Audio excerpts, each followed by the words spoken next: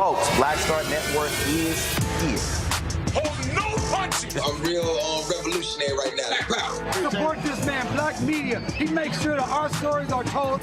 Thank you for being the voice of Black America, Roland. Stay black. I love y'all. All momentum we have now, we have to keep this going. The video looks phenomenal. See, this difference between Black Star Network and Black-owned media and something like CNN. You can't be Black-owned media and be scared. It's time to be smart. Bring your eyeballs home.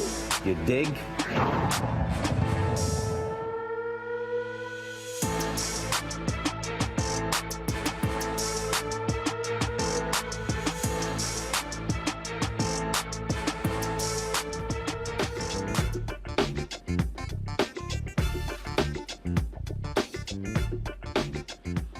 Today is Friday, August 25th, 2023. Coming up on Roland Martin Unfiltered, streaming live on the Black Star Network in Atlanta. A family mourns the loss of their beloved patriarch, Deacon Johnny Hollman Sr., who tragically died while in police custody under strange circumstances. We'll talk with the Hollman family attorney to find out what is going on. Also, that mugshot seen around the world of Donald Trump, the first former occupant of the Oval Office to ever get a mugshot. He also is already raising money off of this opportunity. Told you he's a grifter. Today marked the deadline for all of Trump's co-defendants in the Georgia RICO case to surrender to authorities. We'll show you the remaining individuals, Black woman Trevion Kuto, Kanye West's former publicist, as well as an Illinois clergyman. We'll show you all 19 mugshots.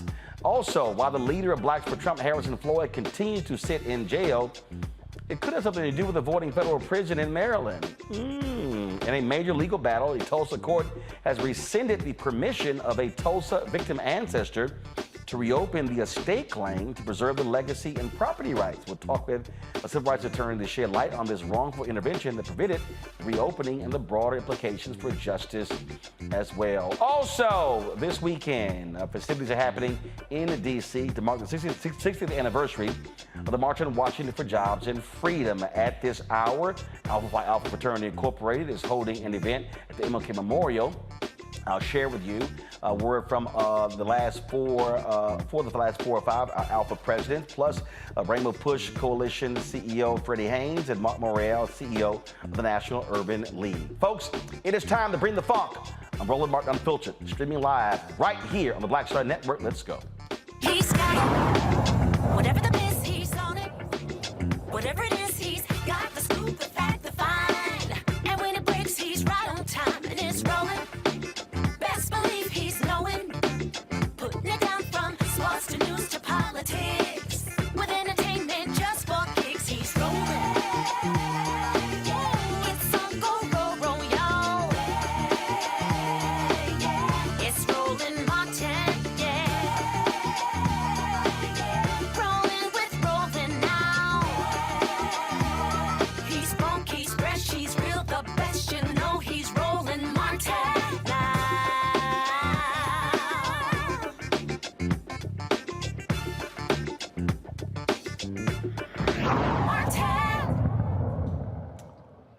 As the Georgia family says their final goodbyes to their patriarch, they are still wondering how 62-year-old Deacon Johnny Hollman Sr. ended up dead while in police custody.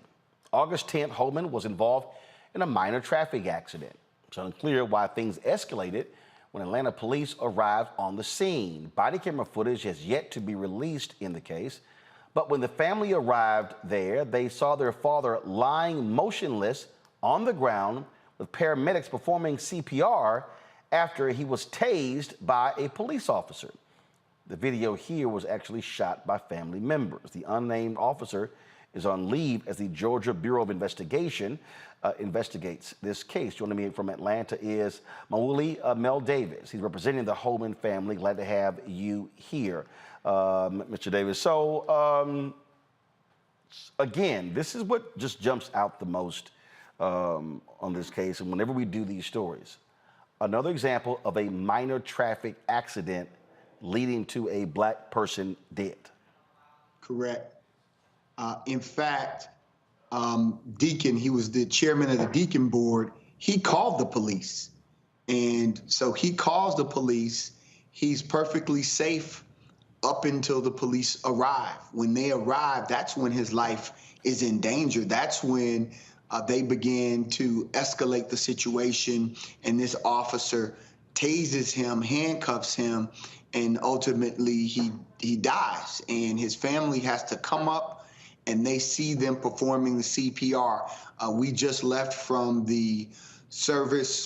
Tomorrow they will have the funeral, but we just left from the viewing, and his son, who I was standing with, who shares his name, Johnny Hollman Sr., was just like, they didn't have to do this to my dad. Okay, I'm still trying to understand.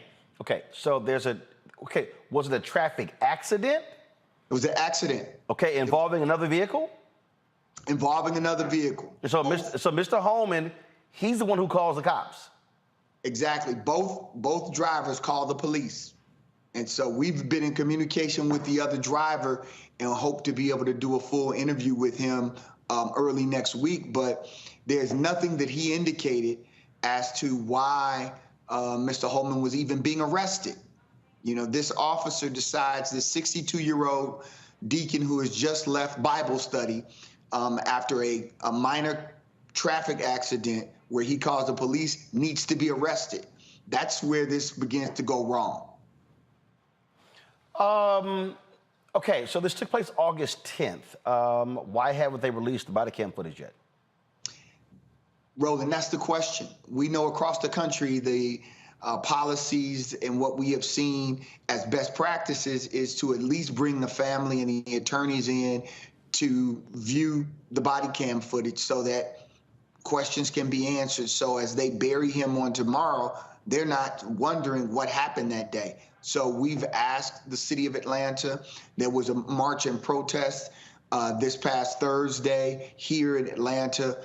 Folks are demanding it. And so we hope that this, is addressed early next week. If not, all we can do is encourage people to stay in the street, to keep fighting, keep demanding, because the power really lies with the people. And that's unfortunate that we're the cradle of the civil rights movement, yet we behave in this way when one of our own citizens is killed by an Atlanta police officer. Absolutely strange what has happened here. We appreciate you coming on. Certainly give our thoughts and prayers to the Hollman family. We really appreciate you and what you've done all over the years, and thank you for supporting this kind of work. I appreciate it. Thanks a lot. Folks, Atlanta Mayor Andre Dickens released this statement regarding this case. Quote, "Every single life in Atlanta is important and matters to me. Every single death in this city weighs on my heart." What started as a routine stop after an accident ended in the death of 62-year-old Johnny Hollman. Immediately following these events, I directed Chief Darren Shearbaum to conduct a top-to-bottom evaluation of the interaction with Mr. Hollman, including a review of the department's standard operating procedures and training curriculum. APD leadership will ensure that the officer involved will receive due process. In the coming days, we will share the results of those findings and updates to the standard operating procedures of APD. I have been in touch with the family of Mr. Hollman to express my condolences, and the city has provided assistance to them. My prayers remain with the family and loved ones of Mr. Hollman and with the entire city of Atlanta. Folks, our panel right now is Michael Imhotep, host of the African History Network show, joining me out of Detroit. Glad to have you here. Killa Bethea, communications strategist, joining me out of D.C. Civil rights attorney Matt Manning, out of Corpus Christi. Glad to have all three of you here. I mean, it's like deja vu, Matt. Traffic accident, black man dead. I swear. My goodness. And again, in this case, the two people who were involved, they called the cops. If you're black, hell, calling the cops could get you dead. Yeah, it could. And, as much as I like the mayor addressing this issue and calling for a top-to-bottom investigation, it may not have any material effect, because what it really comes down to is this family's ability to vindicate the loss of Mr. Hollman in court. And the 11th Circuit, just like the 5th Circuit where I practice, is one of the most difficult circuits to practice in the United States in terms of the judges' positions on things and the overall conservative nature of the court. And what that means is that the problem really is less APD's individual policies and more looking at what officers do out in the field and giving them basically an objective, viewpoint to determine whether what they did was reasonable. And what concerns me about this case is it's indefensible, right? It doesn't make any sense at all that somebody would have a traffic accident and end up dead and that a taser is used with the routine response to a traffic accident. But the problem with that is no matter how divorced from logic that seems, it routinely happens where courts tell people that it's either not excessive force or it's not enough to prove the case. And what I am concerned about in this case is that they will want to extend qualified immunity. So for this to have a measurable effect, for this case to really come out the way it should from a moral standpoint, we need to have Congress, have the actual gumption to pass a law that does not shield officers on the state and or federal level with qualified immunity the way that they have. And in this instance, it will really be the Georgia legislature, just like the state of Colorado did. Until that happens, it doesn't matter how much the city looks at its policies and procedures, because it'll be very difficult to hold them accountable. And that's my concern in this case and all cases like it. And again, right here, Kelly, another black person dead, 62-year-old deacon. Yeah, it's absolutely heartbreaking. My mom is just a year older than this man, and if that were to ever happen to her, I don't even want to think about it, because it is that jarring and that triggering. The fact that, once again, like you said, we have this issue is just a testament as to how things have not changed, and the fear that things will not change, no matter how much criminal reform we have, no matter how many protests we have, no matter how many black bodies are strewn out on the street by way of, capital violence against citizens. It does, like, the needle just simply isn't moving to the extent at the frequency in which lives will be saved. And that is extremely concerning to me. Indeed. Michael? Yeah, Roland, I watched the video. AtlantaNewsFirst.com covered this story.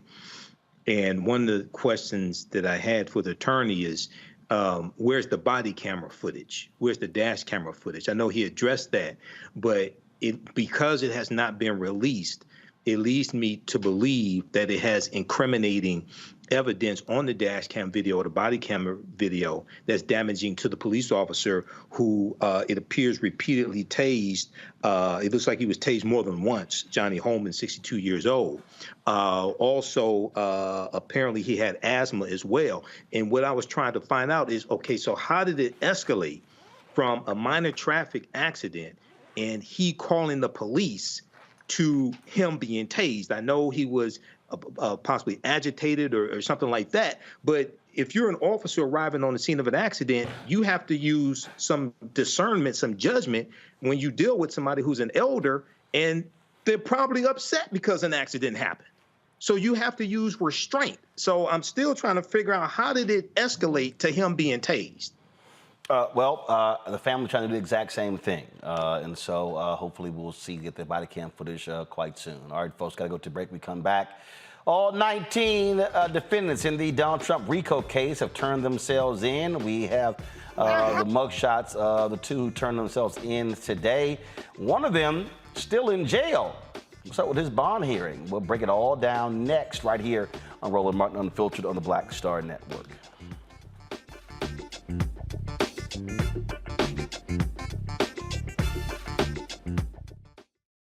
On the next Get Wealthy with me, Deborah Owens, America's Wealth Coach, have you ever had that $1 million idea and wondered how you could make it a reality? On the next Get Wealthy, you're going to meet Liska Askalise, the inventress, someone who made her own idea a reality and now it's showing others how they can do it too. Positive, focusing in on the thing that you want to do, writing it down, and not speaking to naysayers or anybody about your product until you've taken some steps to at least execute. Leska Ask Elise on the next Get Wealthy, right here, only on Black Star Network.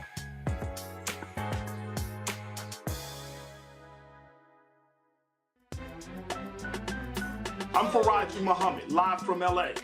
And this is The Culture. The Culture is a two-way conversation. You and me. We talk about the stories, politics, the good, the bad, and the downright ugly. So join our community every day at 3 p.m. Eastern and let your voice be heard. Hey, we're all in this together. So let's talk about it and see what kind of trouble we can get into. It's The Culture, weekdays at 3, only on the Black Star Network. Pull up a chair, take your seat. The Black Tape with me, Dr. Greg Carr, here on the Black Star Network. Every week, we'll take a deeper dive into the world we're living in. Join the conversation only on the Black Star Network. Hey, what's up, y'all? I'm Devon Frank. I'm Dr. Robin B., pharmacist and fitness coach, and you're watching Roland Martin Unfiltered.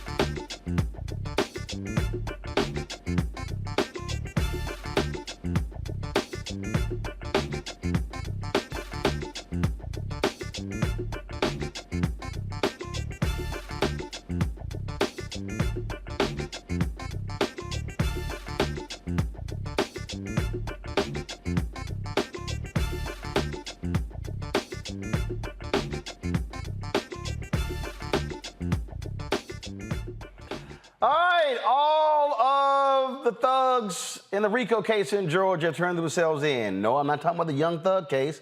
I'm talking about Donald Trump and his imps. Here are the two mugshots of the folks who turned themselves in today. Trevion Kuto, of course, the black woman, former publicist for Kanye West, and for R. Kelly, turned herself in. Boy, that's one evil-ass looking photo right there. Violation of the Georgia Racketeer Influence and Corrupt Organization Act, conspiracy to commit solicitation of false statements and writings influencing witnesses as well. All right, let's show the man who showed up in his clerical collar. He was the priest involved. We got that photo? All right, come on, let's show it. He is from Illinois.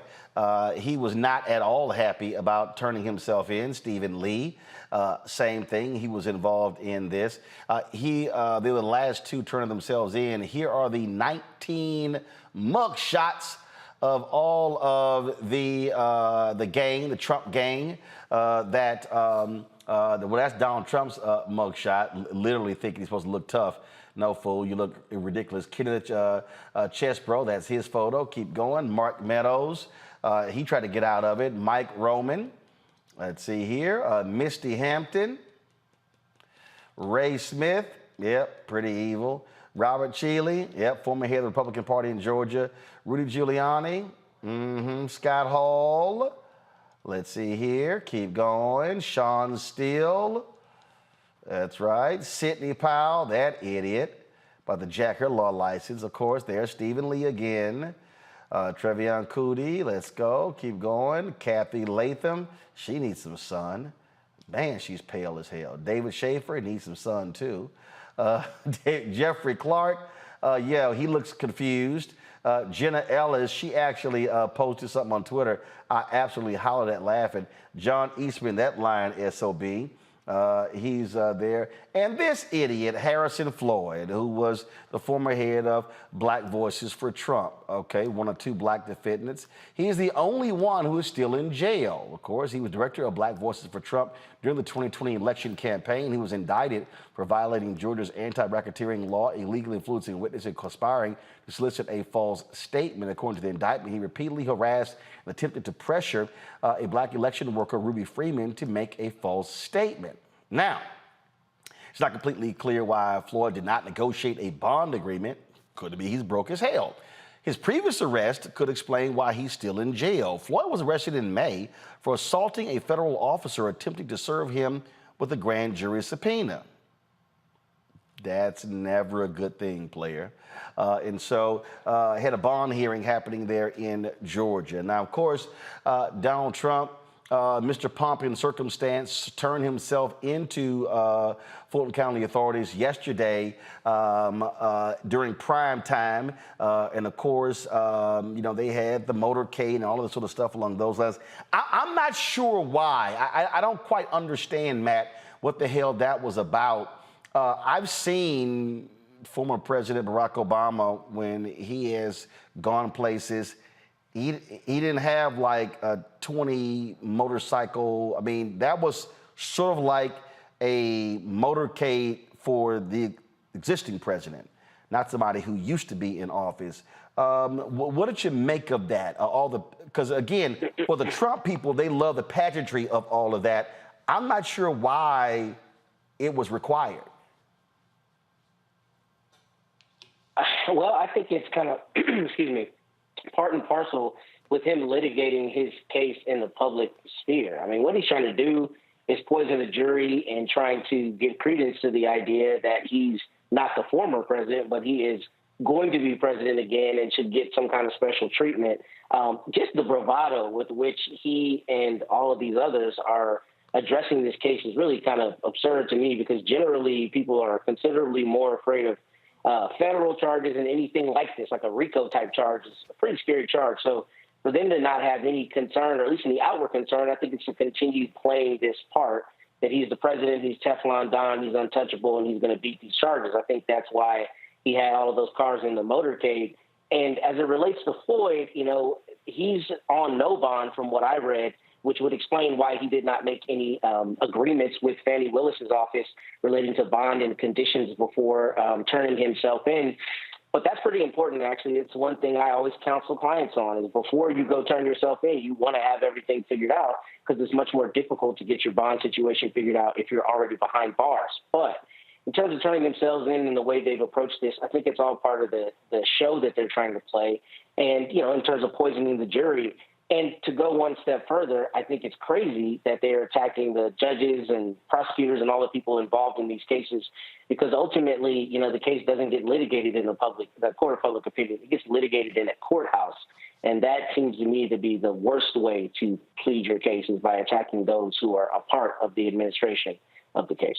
I just don't understand, Michael. First of all, Atlanta police and Fulton County sheriffs, they didn't have to accede to that. They could have simply said, you don't deserve all of that. You don't, you're not the president anymore. And so guess what? You not had to stop at red lights. I mean, this to me, go to my iPad. I mean, I'm not quite understanding all of this. Matter of fact, let me just roll it back. I mean, this is the beginning of it. 2, 4, 6, 8, 10, 12, 14, 16, 17, 18, 19.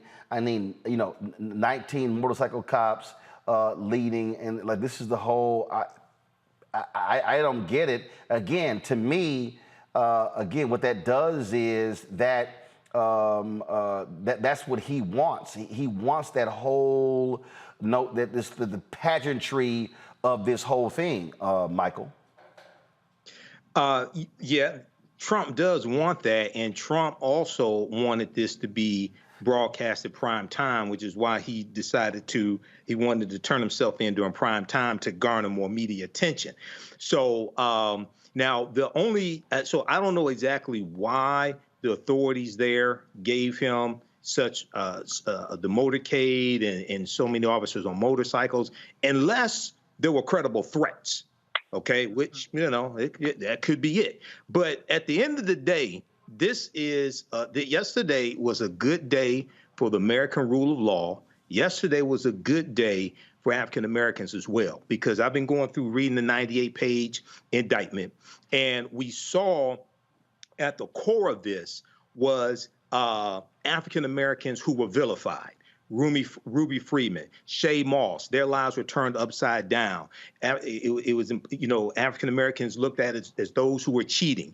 They're trying to, Trump is trying to get 11,780 votes and invalidate the votes of African Americans. And it's so important for people. What's been missing from a lot of this analysis is the day before January 6, 2021 was the January 5th senatorial elections in Georgia, where not just John Ossoff won, but Reverend Raphael Warnock won. Again, he beat Kelly Loeffler. If you understand the history of Georgia's 1963 runoff election law, which is championed by a segregationist Democrat in the state legislature in Georgia named Denmark Groover, it was designed to prevent African Americans from having statewide political power in the first place. So Reverend Raphael Warnock defied the odds not once, but twice. So this helped to fuel a lot of this white supremacist anger once again. So no man or woman is above the law. The full weight of, and you know, Donald Trump thought white supremacy was his superpower, but he found out a black woman is his kryptonite. And this is what a lot of them are going to find out, including those two Negroes as well. So I hope the full weight of her department comes down and puts all of them in prison. You know what, you know, Kelly, as I sit here and I look at just, you know, this whole deal, I mean, you already see Trump, again, you know, he wanted this image right here on Fox News. This is what Fox News was showing. And so he wanted that. Now he's literally selling merchandise with his mugshot. One of the networks reported that him and his people were on the plane talking about the look, and he wanted to be a menacing look, and they were like, so everything was about the presentation. Remember, this is all this guy cares about. And now that this has happened, now the legal battle goes on, and this is now the moment where Fani Willis now has to then begin to apply the screws. That Kenneth Chesbro, you know, he thought he was going to get away with a slip one by demanding a speedy trial, requesting November 4th. She was like, yeah, we're good, October 23rd. And so if that actually happens, we're talking about the first trial is October 23rd, and then you know, only imagine what happens if that guy gets convicted. If you're the other people, we already see one of the former Mar-a-Lago worker in the document case already flipped, get a new attorney, and was like, yeah, my initial statements, they were not correct. That's what you're also looking to see happen here. If these people begin to look up and go, oh shit, I could actually go to prison. I mean, if they haven't had that revelation yet, I don't know what's going on, because your mugshot is out there now. You know, this is not for play. This is the real deal, and this is actually happening. We are not in a vortex. This is not AI. You really have been not convicted. Speaking it into existence, you have been charged with a RICO charge, and this is the real world, right? And it is not surprising to me that Trump did all that yesterday. If there's one thing he knows how to do well, it is to position himself, to exploit himself by way of media coverage, because he is still of the impression that all press is good press. And in his case, that more or less has been true for the past almost decade now of him being in our news cycle because of his blatantly, right now, allegedly illegal shenanigans.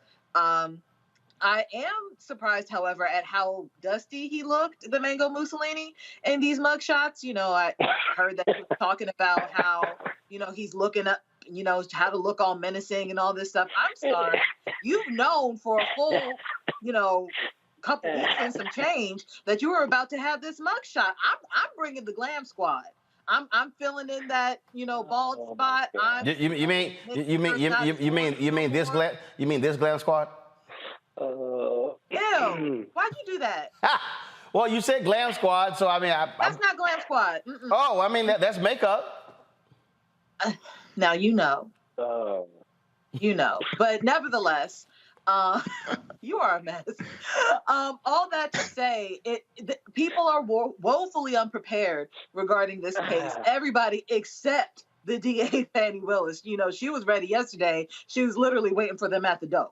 So I don't know what's going on with these defendants. But get your coins ready because Trump's not about to pay you. He's not about to pay for you. Yeah, you got some stuff to do now. You got a month. Oh well, look. I'm telling you, Matt. Go to my iPad. This group right here. Somebody gonna flip, baby. I'm telling you right now. If Chesborough, let's say he's found guilty, the other 17 will be like, do I really want a chance 3, 4, 5, 6, 7, 8, 10 years in prison for this fool? Oh, yeah. Well, first off, let me stop first and say Mango Mussolini is by far the best name I've heard from Donald Trump. Thank you, Kelly. I could not control myself. That is hilarious. Thank you. Oh, that was all right. you? Moving on to your. Oh, I was dying. That was golden. But yeah, you're not wrong, Roland. And you know what's interesting about that, particularly something like a racketeering type case, that's exactly what you're going to see. You're going to see the dominoes start falling. You know, the bravado is fine now, right? When you're just in the news cycle. But when it gets down to it, especially if people who have the more difficult cases in this context, you know, get convicted, you're going to start seeing people drop like flies if they're not already, you know, and it just hasn't been reported yet, particularly if it's somebody like the lawyer or someone else who's not accused necessarily of doing an overt act, but is accused of being really intimately involved in the actual collusion or the conspiracy. If he or she, or in this instance, Chesborough, gets convicted, I think that really bodes not well for the rest of the people. And I think you'll see people starting to try to cut bait and get out of it as quickly as they can. Because like, if you look at his charges, all 4 of them are conspiracy, right? So, you know, it looks like at least he's not alleged to have done any of those acts himself, but instead alleged to have been behind the scenes, I guess, pulling the strings or otherwise participating in the conspiracy. And if he gets convicted, particularly asking for a speedy trial, you're going to see the rest of them drop like flies, is my prediction. Well, you know, the thing that cracks me up, and I'm trying to find this this tweet by Jenna Ellis, which I was kind of like, you can go to hell. You know, she was sitting here doing her little whining and complaining. I think she put up like a scripture or something, and she's like, "This is just grossly unfair. You know what they're doing to us is just not. It's just not right. You know." And now she's sitting here touting her defense fund has raised about $150,000 in all of this, and again. You know, they're sitting, and I love it how now, you know, all her Twitter feed, it's a whole lot of Jesus on her Twitter feed, and that's what you're gonna need. That's what you're gonna need, Michael. When you choose to stand with a thug, they gonna treat you like a thug, and you gonna end up like a thug. Absolutely. I think Jenna Ellis used a Christian crowdfunding website. You know, she talked about how she didn't have the money to pay the legal fees. There are going to be a lot of them flipping, Roland. And last I heard, Donald Trump owes Rudy Giuliani $3 million in legal fees. And he's stupid. He's grossly stupid. Now, Donald Trump has agreed to appear at a fundraiser for Rudy so Rudy can pay his little legal fees and stay out of prison. But if Jenna Ellis or any of these co-conspirators think that the charges are unfair, I would encourage you to read the 98-page indictment, and you can start on page 20 where it starts laying out the 161 overt acts that Fani Willis has identified. Okay, so this is called justice. This is called karma. All right. So don't do the crime if you can't do the time. I don't want to hear any complaining because you all knew what you were doing. You just thought you could get away with it. Yeah, this is the scripture that poor little Jenna posted Matthew 5:4, Psalm 32:10 and 11. And I have to remind her, Chuck Colson found the Lord when he was in prison and came out and started a prison ministry. Maybe Jenna Ellis, you could be Chuck Colson 2.0. But he still went to prison. I'm just saying. I'm just saying. All right, y'all, hold tight 1 second. I got to go to a break. We'll be back. Roland Martin Unfiltered on the Black Star Network. Don't forget, folks, you're watching YouTube. Hit the like button. Also, we want you to contribute to the success of our show. Your dollars make it possible for us to do what we do. Join our Bring the Funk fan club. The goal is very simple, to get 20,000 of our fans contributing on average $50 each. That's $4.19 a month, 13 cents a day. That will raise $1 million for us to do the work as we continue to fight the battle to get the advertising that is needed. Send your check and money orders to P.O. Box 57196, Washington, D.C. 20037-0196. Cash App, $RM Unfiltered. PayPal, R Martin Unfiltered. Venmo is on RM Unfiltered. Zelle, Roland at RolandSMartin.com. Roland at RolandMartinUnfiltered.com. Be sure to get a copy of my book, White Fear, How the Browning of America is Making White Folks Lose Their Minds. Available bookstores nationwide, Barnes & Noble, IndieBound, Books A Million, Target. You can also get a copy on Amazon. Download your copy on audio copy on Audible. We'll be right back.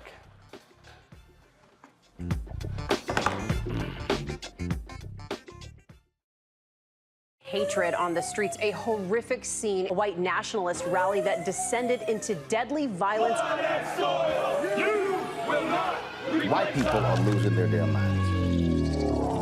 As an angry pro-Trump mob storms the U.S. Capitol, we've seen We're about to see the rise of what I call white minority resistance.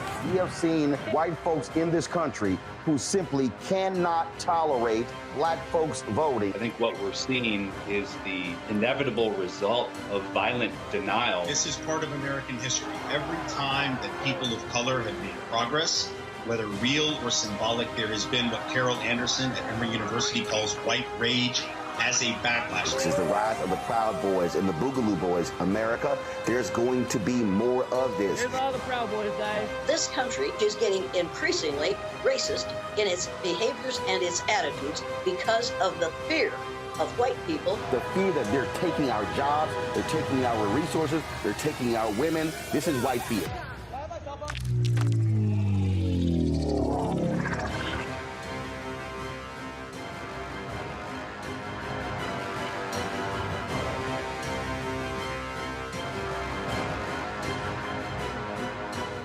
On a Next to Balanced Life with me, Dr. Jackie.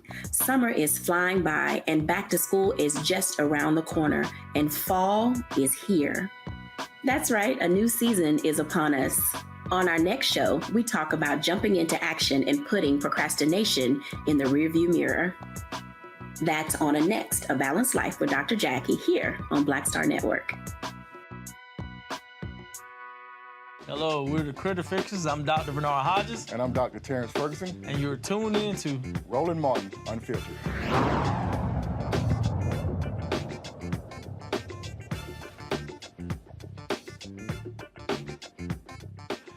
You know what? You can always count on the idiotic racists to do what they do.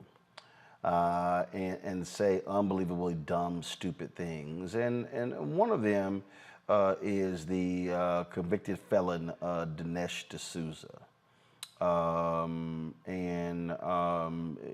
This fool actually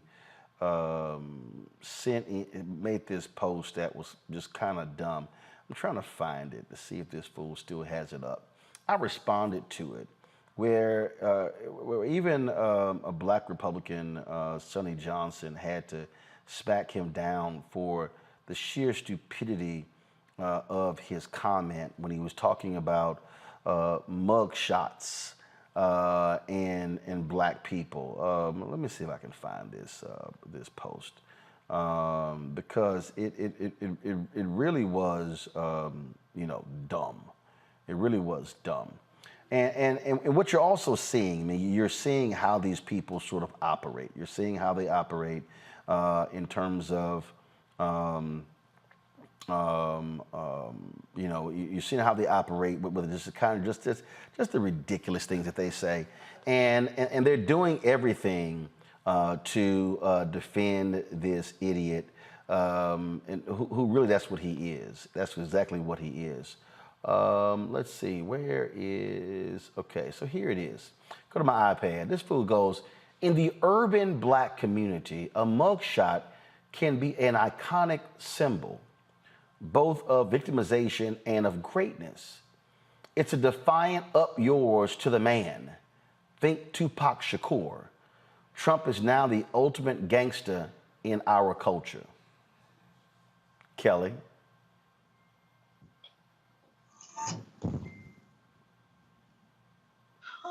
Oh, okay. No, that's the first word that comes to mind with this. I'm baffled. I'm sorry. I had to gather my thoughts for a second.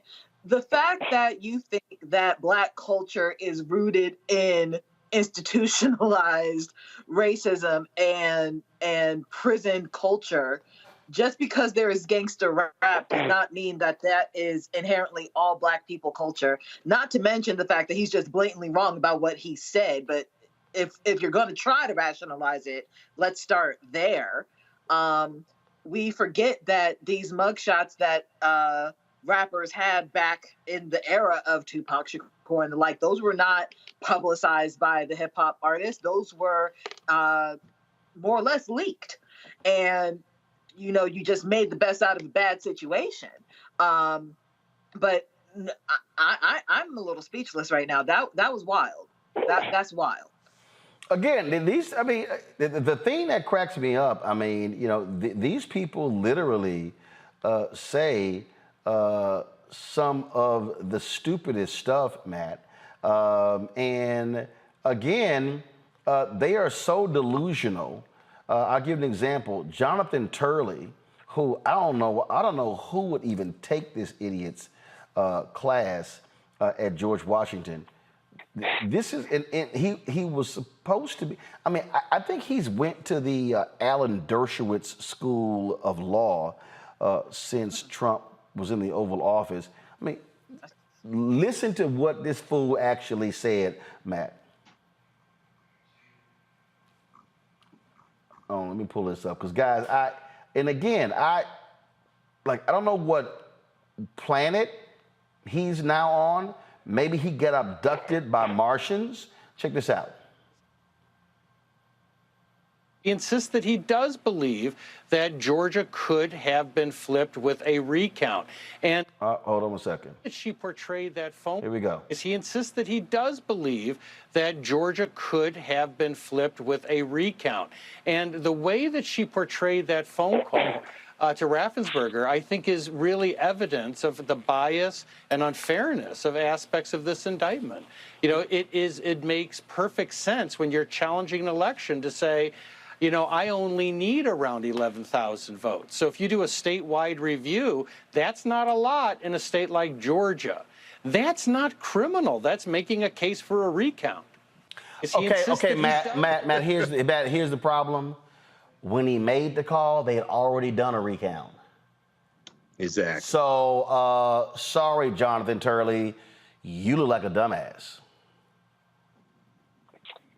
Yeah, you know, Roland, I'll be the odd person out here. This is actually what scared me about this case in the defense, is I actually thought this would be their defense. I suspect it will continue being their defense. And I know that I personally believe Donald Trump was trying to fix the election. There's no doubt of that in my mind. Don't misunderstand me.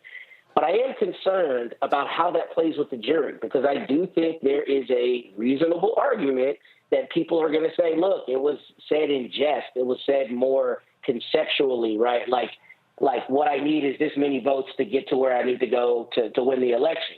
And I know they'd already done a recount. But whether that is criminal to the extent of really, you know, trying to convince somebody to fix votes, I think is going to be a harder case than a lot of people are giving it credit for, if I'm completely honest. Now, do I think Turley is saying that in the way that is most favorable to Donald Trump? Of course, because they worship at the altar of Trump.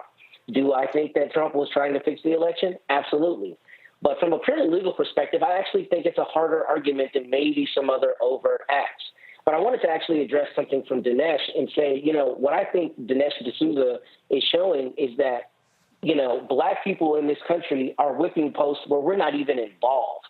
Why he would have to go out of the way to say, in the Black community, mugshots are all of these things, and make this straw man to not address the fact that Donald Trump is under indictment in 4 different jurisdictions and find a way to loop us in when we're not involved at all speaks to a lot of times the way, the bigots think, right? And the idea that they can analogize this president to Black people, making Black people look like criminals, and then try to extract from that some kind of social value and say he's now the ultimate gangster is horribly offensive, and I think is proof of how a lot of people still view us in this country, which we talk about all the time. But as it relates to that call, I think there's actually going to be a more difficult case there than some people see, and that's just my opinion on it. See, the problem here, Michael, is that they already had taken all the different steps when he made the phone call. And so it's a little hard to say, I was looking for a recount when they already had a recount, when it had been certified. What he was trying to do, he literally was trying, right now, matter of fact, let me pull it up right here. Trump's co-defendant points the finger. Don't go to my iPad yet. Check this out. This is from Politico. 3 Trump co-defendants say they became false. Go to my iPad. Say they became false electors at Trump's direction. So they were way past the recount. It had been there had been a recount. It had been certified. Raffensperger, Kemp had all said free and fair elections. They were literally trying to overturn the results. Absolutely. They were trying to overturn the results. You have fake electors, but also keep in mind, there were 62 lawsuits filed and for various states, not just for Georgia, but for various states. They lost 61 of the court cases. So any evidence that they had that Georgia was rigged, that they actually won it, they would have presented in court. Okay, so no, they were trying to overturn election results, and the fake electors, you have those as co-conspirators as well. That's very damaging because they signed those documents stating that they were the electors as well. And here's what they're saying, quote, Mr. Steele, as a presidential elector, was also acting at the direction of the incumbent president of the United States. An attorney for Steele argued Thursday in a court filing seeking to transfer the case against him to federal court. The president's attorneys instructed Mr. Steele and the other contingent electors that they had to meet and cast their ballots on December 14, 2020. Here's the problem here, Michael. The attorneys were not government attorneys. They were his campaign attorneys. This was not the president of the United States making a decision regarding the federal government. This was the campaign. The reality is 2 separate things. This wasn't the White House counsel saying you're doing this on behalf of the United States. No, these were his campaign attorneys saying that. They got to get around that. Yeah, and the Hatch Act makes a discernment. It makes it distinguishes between the 2 of those. This is why most likely Mark Meadows is going to lose in trying to get the case moved to federal court, saying he was operating within the capacity of White House chief of staff to the president. But you're operating based upon the Trump campaign. Not the chief of staff, okay? There's a distinction between those 2 duties. And even if you are operating based upon the campaign, is not within your scope of services or within your authority to try to overturn election results either. So these are flimsy excuses. that they're using. But what's going to happen is Trump is drowning in debt trying to pay these legal fees, and he's not going to be able to pay the legal fees of all these other people he's promised. And some of these people, just like in the Mar-a-Lago case, witness number 4, who just got his own attorney and flipped and recanted statements he made to the investigators, the same thing is going to happen here as well. So this kind of reminds me of R. Kelly, when R. Kelly ran out of money. And then it was a different story as well, and R. Kelly's in prison right now. Yeah, player, your ass going to prison. Just saying. All right, y'all, hold tight 1 second. I gotta talk about this story out of New Hampshire where a 79-year-old retired teacher just got all in the ass of Senator Tim Scott and was like, why you keep sucking up to Trump? Ooh, I can't wait to talk about this. That's next on Roland Martin Unfiltered on the Black Star Network. Going to a barbershop in a 700 credit score neighborhood, black or white. They're talking about their ideas and they're talking about how they're going to move on those things. You go to a barbershop in a 500 credit score, equal brilliance, but bad culture. They're talking about other people. You go to a winner's barbershop, here's what I'm doing. You go to the barbershop of where people feel defeated, they talk about other people, either celebrities or people they admire, but also often, I don't like Joe. I don't like Roland Martin.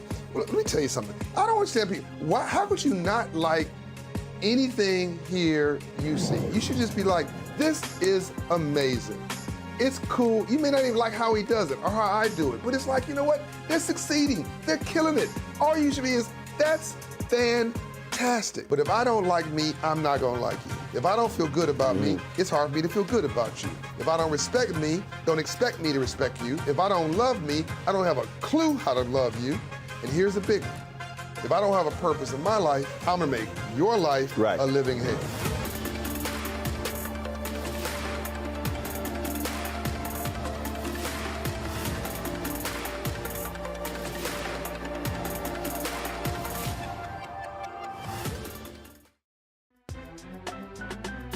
I'm Johnny Muhammad, live from LA. And this is The Culture. The Culture is a two-way conversation. You and me. We talk about the stories, politics, the good, the bad, and the downright ugly. So join our community every day at 3 p.m. Eastern and let your voice be heard. Hey, we're all in this together. So let's talk about it and see what kind of trouble we can get into. It's The Culture, weekdays at 3, only on the Black Star Network.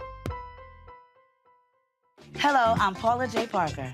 Truly proud on the Proud Family. I am Tommy Davidson. I play Oscar on Proud Family, Louder and Proud. Hi, I'm Jo Marie Payton, voice of Sugar Mama on Disney's Louder and Prouder, Disney Plus. And I'm with Roland Martin on Unfiltered.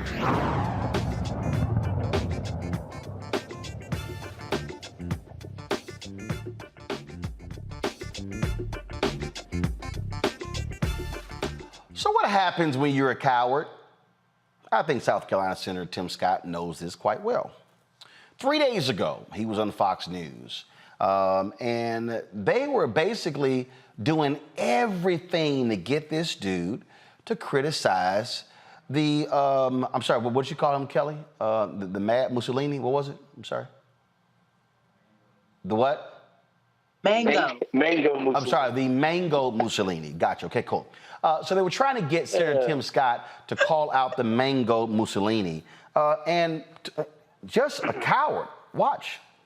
Do you think that there will be fatigue among that evangelical vote for the former president when they watch all of these legal trials over the course of this year? Is that going to be something that makes some of them peel off? I think the average voter is going to want to know, how does the candidate best represent the future for my children? How does the I'm asking you, is the evangelical vote going to get tired of what the former president is going through? I heard your question. My answer is that people will make a decision based on the future of their family, not what's going on in the legal entanglements of the former president. What I found throughout the entire state, 1% of all the questions I received has to do with the former president. No doubt. I'm sure that's true, and we find that as well. But he's the front runner by a lot. Absolutely. And I know that you had said in the past that the evangelical vote was very important to your path. Well, I think all voters are, but certainly I think we're going to do very well with the evangelical voters over the next 4 or 5 months. We'll find out whether I'm right or not. I am very confident that when we're heading into December, we're going to be in striking zone. So I'm very confident that that man is scared to death to utter a single negative word about Donald Trump because he is desperately trying to be Donald Trump's vice president. That's what I think he's doing. In fact, remember when Donald Trump got indicted, I mean, this was a line of questioning. And just listen to how Tim Scott answered this. Listen. Start off with the latest indictment of your chief rival, Donald Trump. I know we've talked about the two-tiered system of justice. You see it in the past, but if we could look into Georgia specifically, right? We all heard that phone call with the former president, then president at the time, where he said, just find me the requisite number of votes that I would need. Doesn't that feel anti-American? Doesn't that feel like not what a president should do? Well, we should continue to say it as I see it, which is that we see the legal system being weaponized against political opponents. That is un-American and unacceptable. And at the end of the day, we need a better system than that. And I frankly hope to be the President of the United States where we have an opportunity to restore confidence and integrity in all of our departments of justice in the country. Yeah, but that phone call, you heard it, right? Yes, but we've just drawn different conclusions. You think it's fine? You would do that as president? You would look for the amount of votes? Quick question for you, if we could start. Wow. Like, he literally did not even want to answer the question about the phone call. Well, I saw this story today that I just loved, and I hope there's video. It hasn't been posted yet, but I'm sure looking for the video. And so Tim Scott, go to my iPad, Tim Scott is tense back and forth with New Hampshire voter over support for Trump.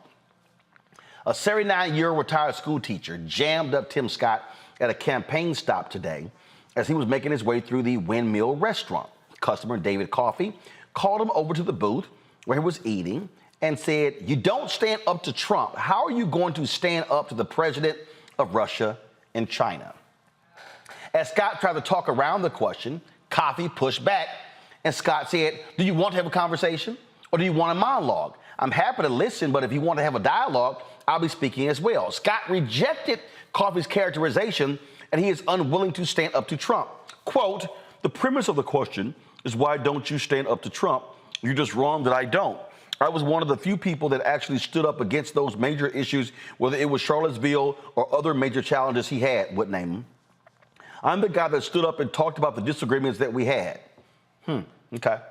Now, they say Scott was one of the 6 candidates on stage who raised their hand when asked if they would support Trump in the general election should he win the GOP nomination. Coffey later called Scott out for not condemning Trump's actions on January 6th. "The president on January 6th wanted to destroy our country. Do you agree with that or not?" Scott says, "I do not." He says, "I believe that the people who were responsible for threatening my life were the people who were outside the chambers forcing their way into the Capitol." Coffey, you're a leader. Your leader of this country did nothing to help you out for 2 hours. Later, Coffey did an interview. He said he's a politician, right? He avoids direct questions because he doesn't want to lose a lot of Republican voters by saying what Christie is saying and some of the others are saying. Here is the reality, Michael. Senator Tim Scott, when it comes to this, he's wimping out. He wants to be Trump's VP. That's what he's running for. Vivek out there with his little nonsense, actually, Nikki Haley has been highly critical of Trump. Obviously, Chris Christie. Obviously, you have DeSantis. But the bottom line is, this dude, he is playing for the number 2 spot. Absolutely. And Tim Scott is scared of his own shadow. And Tim Scott, I want you to Google Harrison Floyd, this brother right here, because if you become Trump's vice president, God forbid, this could be you in the next 6, 8 years, whatever it is, okay? So Tim Scott does not want to call out Trump. Tim Scott, when he was hemmed up by the 79-year-old man, it was 187 minutes that Trump did absolutely nothing, okay? Yes, it was the people outside, but it was Benedict Donald who sent those people outside who were trying to get inside. He was the one who sent them there. And let everybody, I want everybody to understand this also. Tim Scott was also the one who tanked the George Floyd Justice and Policing Act. And one of the most insulting things that he did was when he gave his speech announcing he's running for president. Part of the reason why he said he should become president is because he refunded the police. What he was talking about was when he went out and lied in September 2021 and said that they couldn't come to an agreement on the George Floyd Justice and Policing Act over defunding the police, okay? And then the Fraternal Order Police and the International Association of Police Chiefs put out a joint memo saying that in none of the drafts of the bill did it talk about defunding police and how they supported the bill. So Tim Scott is somebody that we definitely need to study and stop, okay? All scan folk are not kin folk. He's a good example of that. Here's the thing, though. I watched the debate, Kelly, and Tim Scott even at one point talked about what we must do is stop the spending in D.C. We must return the money to the states. First of all, Kelly, he's from broke-ass South Carolina, okay? Broke-ass South Carolina. South Carolina gets more money from the federal government than they send to the federal government. So y'all can't even fund your damn selves, Tim. You need federal money. But, so check this out. He literally said that, and I'll give her credit, you know, but she finally showed some guts. This is what Nikki Haley actually had to say about the spending in Washington, D.C. I don't care about polls. What I care about the fact is that no one is telling the American people the truth. The truth is that Biden didn't do this to us. Our Republicans did this to us too. When they passed that $2.2 trillion COVID stimulus bill, they left us with 90 million people on Medicaid, 42 million people on food stamps. No one has told you how to fix it. I'll tell you how to fix it. They need to stop the spending. They need to stop the borrowing. They need to eliminate the earmarks that the Republicans brought back in. And they need to make sure they understand these are taxpayer dollars. It's not their dollars. And while they're all saying this, you have Ron DeSantis, you've got Tim Scott, you've got Mike Pence. They all voted to raise the debt. And Donald Trump added $8 trillion to our debt. And our kids are never going to forgive us for this. And so at the end of the day, you look at the 2024 budget, Republicans asked for $7.4 billion in earmarks. Democrats asked for $2.8 billion. So you tell me who are the big spenders. I think it's time for an accountant in the White House. I did crack up laughing when I saw Tim Scott talk about that. I'm kind of like, dude, that's you. He's a coward. He's a coward, Kelly. He is not going to criticize Trump because I'm trying to tell you, Kelly, he wants, and I've talked to other black Republicans who have insisted to me, Tim Scott wants to be the VP. And that's all well and dandy. I want to be a millionaire like tomorrow, and that's just not going to happen. It's simply not feasible unless I hit the lottery, and that's not going to happen right now either because I don't play the lottery. And I say all that to say, I don't care how much you suck up to Trump, how much you do all of these things, bend over backwards, compromise your morals, all of these things, he's not going to pick you, sir. You are a black man in a Republican Party. That's not going to happen. He's a racist. You're not going to get picked. He'll appreciate the money you raise him. He'll appreciate you sucking up to him. But that's about it. That's your limit. That is your glass ceiling, sir. And the fact that you don't see it, even though it is transparent as hell, is baffling to me because it's been there. And you're looking up at it. And it's like, because it's so transparent, maybe you don't see it. Maybe you're afraid to tap it a little bit, but this is as far as you go. This is as far as you go. You're not getting picked. Well, the thing it just goes to show in terms of how these folks think and how they operate. Matt, is again they don't have courage, and to me, again, they're so scared of this dude. You're not gonna beat somebody that you're scared of. You're simply not gonna do it, and that's exactly what you see here. And so this little idiot, I mean, he's just, again, he's flat out is operating as a coward. I'm trying to find a clip. Chris Christie was on with Neil Cavuto, and they were talking about one of the other opponents, and the thing that was a trip to me was Cavuto asked Christie, if Vivek got the nomination, would you support him? The dude wouldn't even just say hell no. He wouldn't even say hell no. What he did was, that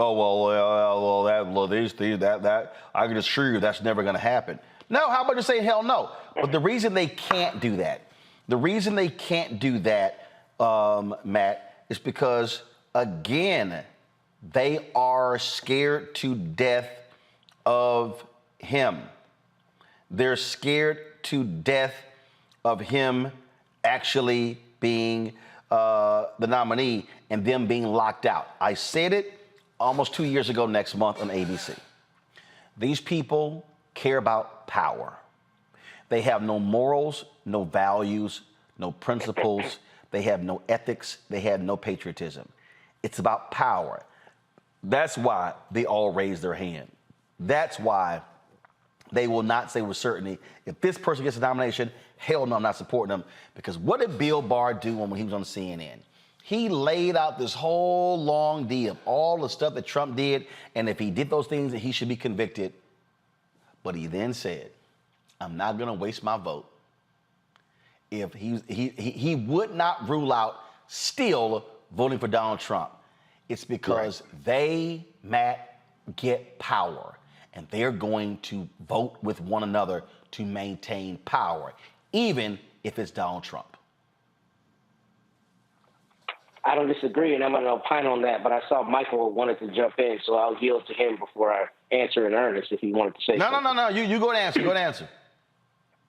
Okay. Well, then in that respect, I don't think you're wrong at all. And I'm here to say publicly that I was completely wrong, because I thought at this point the party of alleged morals and law and order at this point would have cut itself loose from Donald Trump and he would be a non-factor. I said that many times on this show, well in advance of this election cycle, and I was flat wrong. And I think you're 100% right.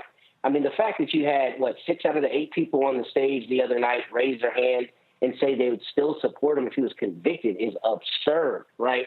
Because not only are we in new frontier country as it relates to somebody running for president who may have convictions or who's been accused of such crimes, but, I mean, you have absolutely no credibility in my mind if you're not willing to say this is beyond the pale. Because please believe, Roland, if Tim Scott's black behind was indicted in one place, they would be castigating him and saying he absolutely could never be president again, right? Or could never be president. The reason they're not doing that with Donald Trump is because they're afraid because of how Trump has managed other people who have come against him in the past. And I don't understand why instead of everybody just shutting him out, they're all so afraid. It doesn't make any sense to me, particularly because I think he's the front runner for the Republican nominee right now, obviously. But I don't think that he's going to have the success in the general election. And I don't know why the Republicans are betting on him as their horse in the future. I think he's good at getting headlines, but I don't know that the American people overall are going to vote for him again, notwithstanding differences in voting totals between Republicans and Democrats and old people and young people and all that stuff. I don't think he gets elected again, but I was wrong before. He's going to be the nominee, most likely. So I don't know why they're afraid of him, but they clearly are afraid of him. And you cannot beat somebody you're not, willing to call out and run against head up. Indeed. Hold tight 1 second. Go to the break. We're going to talk about a case out of Tulsa. We're going to come back to politics. In the debate, Fox News opened the debate talking about this hit song, Rich Men North of Richmond. And they gave the impression that this guy was talking about Biden and Democrats. Well, the singer got the video today, said, no, I was talking about them. Also, this weekend, events are happening in Washington, D.C. to commemorate the 60th anniversary of the March on Washington for Jobs and Freedom. We'll show you what some of the alphas had to say at the MLK Memorial about these events. That lot more to break down right here on Roland Martin Unfiltered on the Black Star Network. Next on the Black Table with me, Greg Carr. Brown versus the Board of Education. The history books call it the court decision that ended racial segregation in American schools. But a brand new book, Jim Crow's Pink Slip, uncovers a devastating unintended consequence of that 1954 Supreme Court decision. We may, if we were lucky, have been the very last generation of Black students to have experienced these generations of Black teachers who have never been replaced. Dr. Leslie Fenwick joins us to talk about her book and the actions following that landmark decision that dealt a virtual death blow to Black educators. That's next on the Black Table, right here on the Black Star Network. When you talk about Blackness and what happens in Black culture, we're about covering these things that matter to us, speaking to our issues and concerns. This is a genuine people-powered movement. There's a lot of stuff that we're not getting. You get it, and you spread the word. We wish to plead our own cause. Too long have others spoken for us. We cannot tell our own story if we can't pay for it. This is about covering us. Invest in Black-owned media. Your dollars matter. We don't have to keep asking them to cover our stuff. So please support us in what we do, folks. We want to hit 2,000 people, $50 this month, raise $100,000. We're behind 100,000, so we want to hit that. Y'all money makes this possible. Checks and money orders go to P.O. Box 57196, Washington, D.C. 20037-0196. The Cash App is $RM Unfiltered. PayPal is R Martin Unfiltered. Venmo is RM Unfiltered. Zelle is roland@rolandsmartin.com. Hey, what's up, y'all? I'm Devon Franklin. It is always a pleasure to be in the house. You are watching Roland Martin Unfiltered. Stay right here.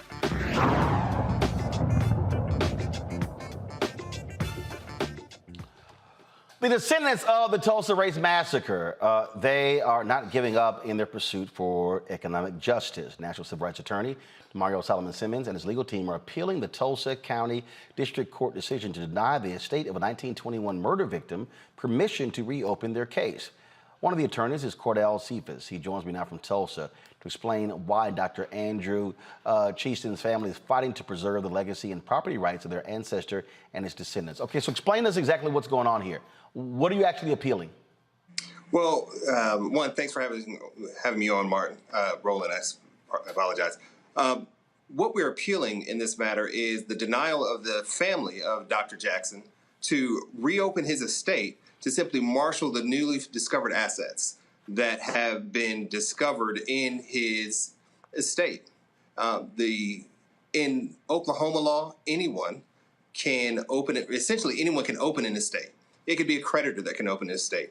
As we've seen in this case and in other cases, the bar has simply been raised higher for the descendants of the 1921 Tulsa Race Massacre. As the Tulsa County Court denied the opportunity to this family to open the estate and manage the affairs of their loved one. Okay, I'm still confused. Okay, they want to open the estate. What's new information? What's new assets, new value? What does that mean?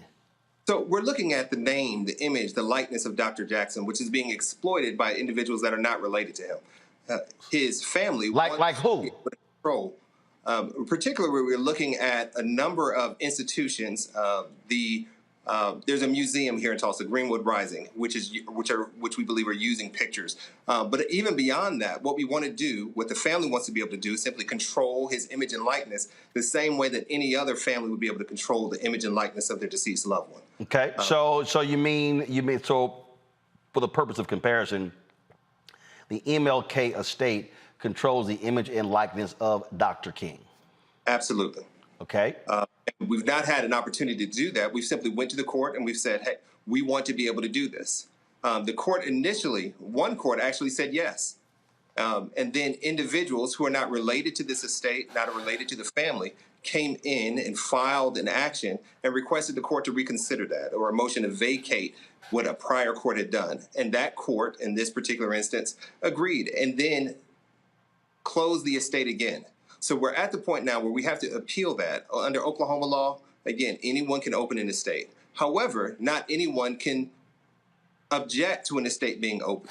And our concern is, again, the court has raised the standard or issued a new standard, which allowed individuals who are not related to the descendants and don't have any interest in the property of these descendants to object to the appointment of Don Jackson, the great nephew of Dr. Jackson, the deceased Dr. Jackson, and has prevented them from opening the estate and controlling the assets, the property, the name, image, and likeness of their deceased loved one.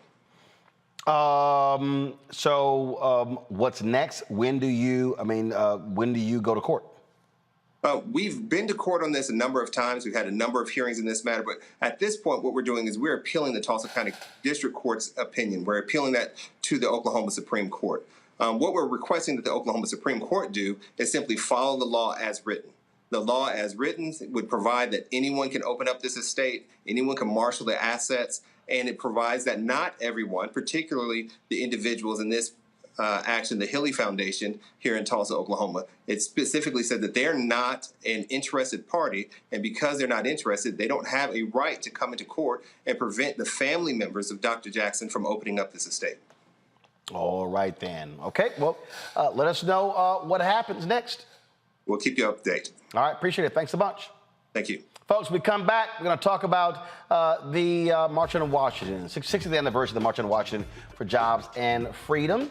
Events are happening in D.C. this weekend to commemorate that, and so we'll share some of the things that are happening. You're watching Roland Martin Unfiltered right here on the Black Star Network.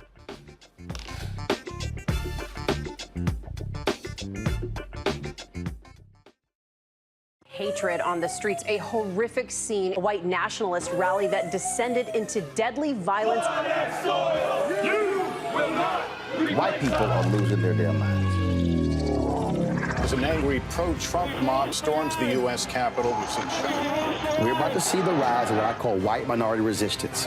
We have seen white folks in this country who simply cannot tolerate black folks voting. I think what we're seeing is the inevitable result of violent denial. This is part of American history. Every time that people of color have made progress, whether real or symbolic, there has been what Carol Anderson at Emory University calls white rage as a backlash. This is the rise of the Proud Boys and the Boogaloo Boys. America, there's going to be more of this. Here's all the Proud Boys, guys. This country is getting increasingly racist in its behaviors and its attitudes because of the fear of white people. The fear that they're taking our jobs, they're taking our resources, they're taking our women. This is white fear.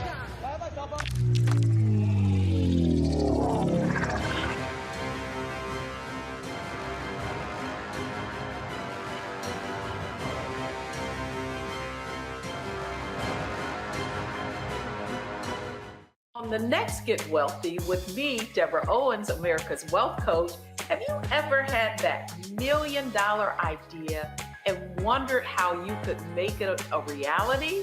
On the next Get Wealthy, you're going to meet Liska Askalise, the inventress, someone who made her own idea a reality and now is showing others how they can do it too. Positive, focusing in on the thing that you want to do, writing it down, and not speaking to naysayers or anybody about your product until you've taken some steps to at least execute. Liska Askalise on the next Get Wealthy, right here, only on Black Star Network. Bruce Smith, creator and executive producer of The Proud Family, Louder and Prouder, and you're watching Roland Martin Unfiltered.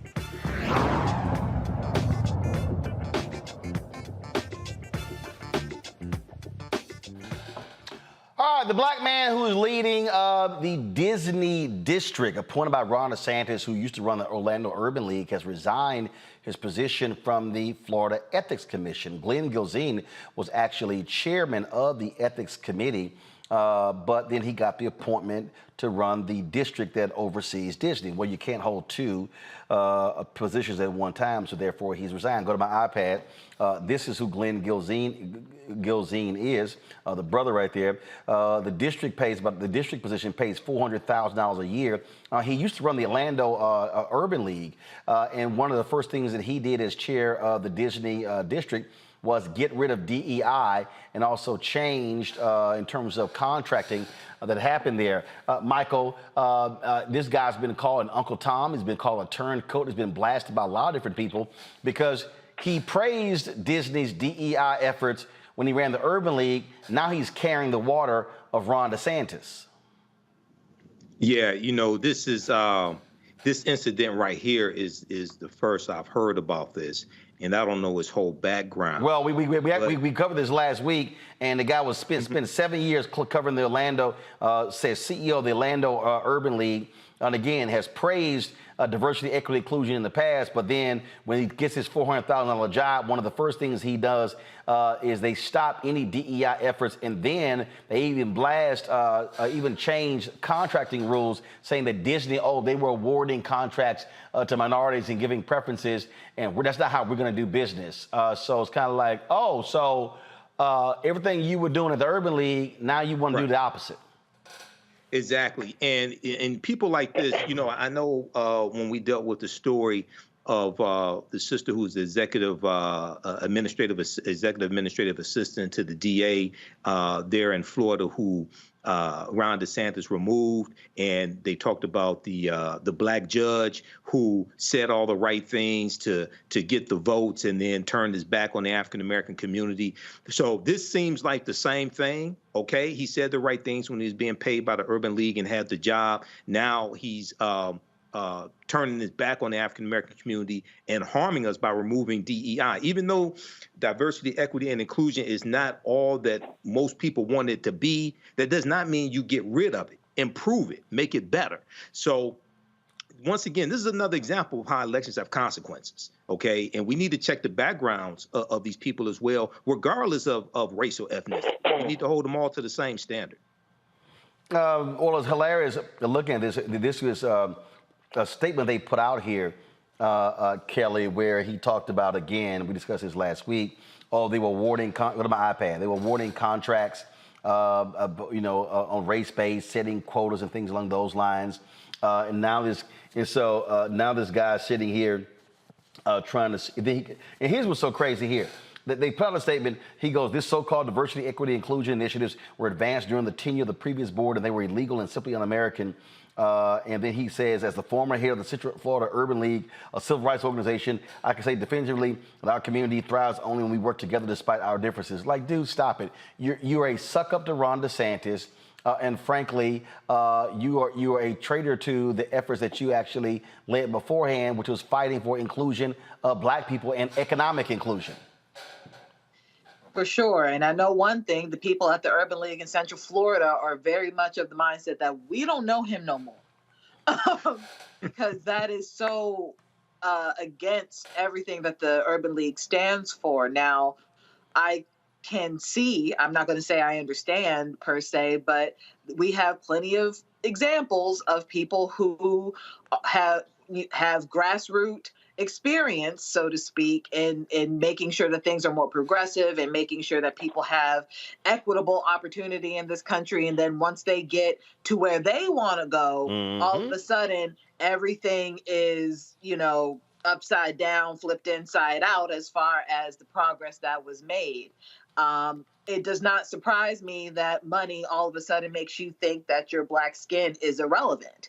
And that seems to be the case here. And he will be sadly mistaken soon come, because DeSantis does not care. He does not care. Well, you know what? Again, so he's resigned from the Ethics Commission, Matt. And look, as we talk about all the time, as Michael said, all skin folk ain't kinfolk. Yeah, you're right. And as we talk about all this time on the show, it's about power. To Kelly's last point, this cat saw an opportunity to come up. By now, decrying the same efforts that he championed at the Urban League. And, it's funny on one level that there are people who are easily bought and sold, but it's also scary because it shows you that you sometimes have or wolves in sheep's clothing who are in organizations purportedly doing such important work. And in the moment they get out and it's advantageous for them to flip, they go in a different direction. Cats like this, you can't forget, right? Because we can't trust you now. We know that you're going to flip-flop, especially with somebody like DeSantis. We're not talking about another politician where, maybe some of their comments are on the line. This person is specifically and particularly attacking things like Black history, the history of your own people in that state. So for you to have a job like this with the Urban League and then get out and now be decrying those same efforts, I mean, we can't ever trust anything you say going forward. And it's about power, and it's sad, but he's obviously corrupted by the opportunity to have it. Indeed, indeed. All right, y'all, quick break. We come back. We're talking 60th anniversary of the March in Washington. Also, we still going to talk a little bit more politics. So Fox News started their debate talking about this hit song by this artist out of Virginia. And, the white conservatives have been embracing this, saying, see, he talked about them daggum liberals. And he's like, nah, I was talking about the Republicans on the stage. What did I show you what he had to say? You're watching Roland Martin Unfiltered on the Black Star Network. You go into a barbershop in a 700 credit score neighborhood, black or white, they're talking about their ideas and they're talking about how they're going to move on those things. You go to a barbershop in a 500 credit score, equal brilliance, but bad culture, they're talking about other people. You go to a winner's barbershop, here's what I'm doing. You go to the barbershop of where people feel defeated, they talk about other people, either celebrities or people they admire, but also often, I don't like Joe. I don't like Roland Martin. Well, let me tell you something. I don't understand people. How could you not like anything here you see? You should just be like, this is amazing. It's cool. You may not even like how he does it or how I do it, but it's like, you know what? They're succeeding. They're killing it. All you should be is, that's fantastic. But if I don't like me, I'm not gonna like you. If I don't feel good about me, it's hard for me to feel good about you. If I don't respect me, don't expect me to respect you. If I don't love me, I don't have a clue how to love you. And here's the big one. If I don't have a purpose in my life, I'm gonna make your life a living hell.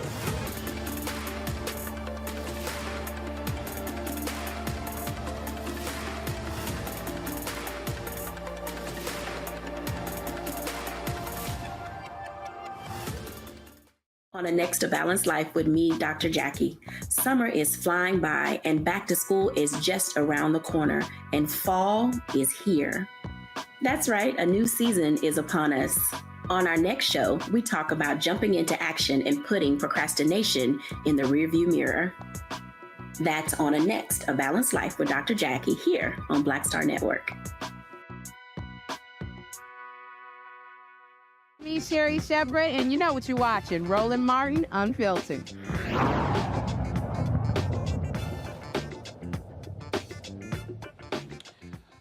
All right, folks, welcome back to Roland Martin Unfiltered. So the other night, during the Republican debate, they opened it up by talking about this song by Oliver Anthony. It is called Rich Man North of Richmond.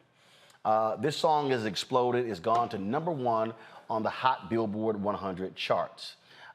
He's turned down an $8 million record deal. It was just, again, it's a hit out of nowhere.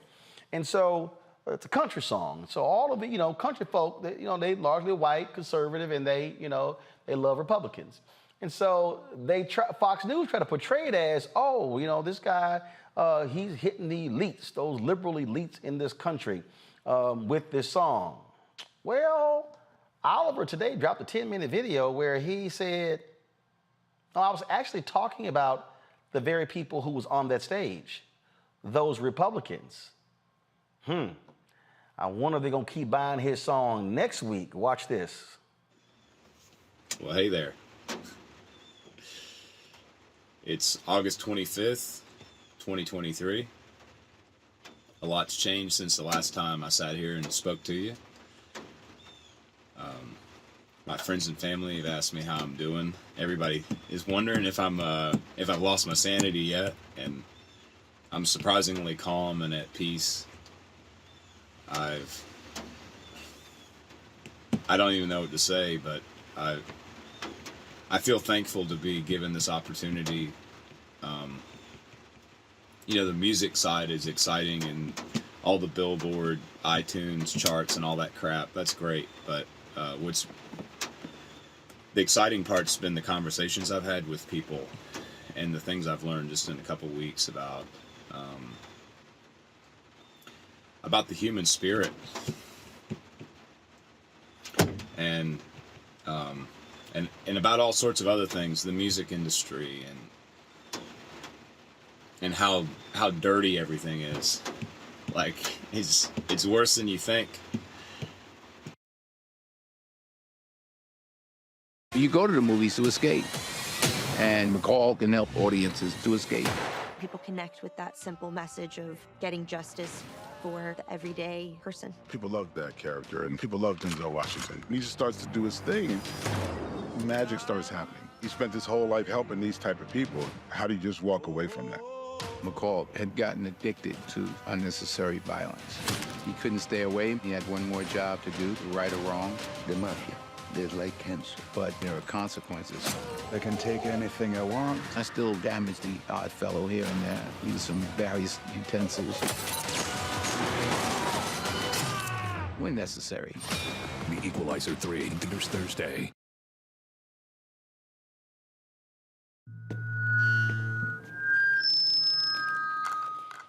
All right, folks, so we're playing, bring it up to me. All right, folks, we're playing the spot from his YouTube channel, and so they got ads in here, so now we're back at it. Go ahead, play it. So I don't know what the future looks like for me.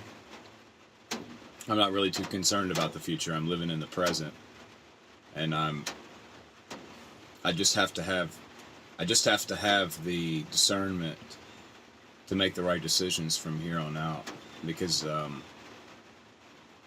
I think about that guy who was sitting here a few weeks ago talking to you, and the most important thing to me is not leaving him behind.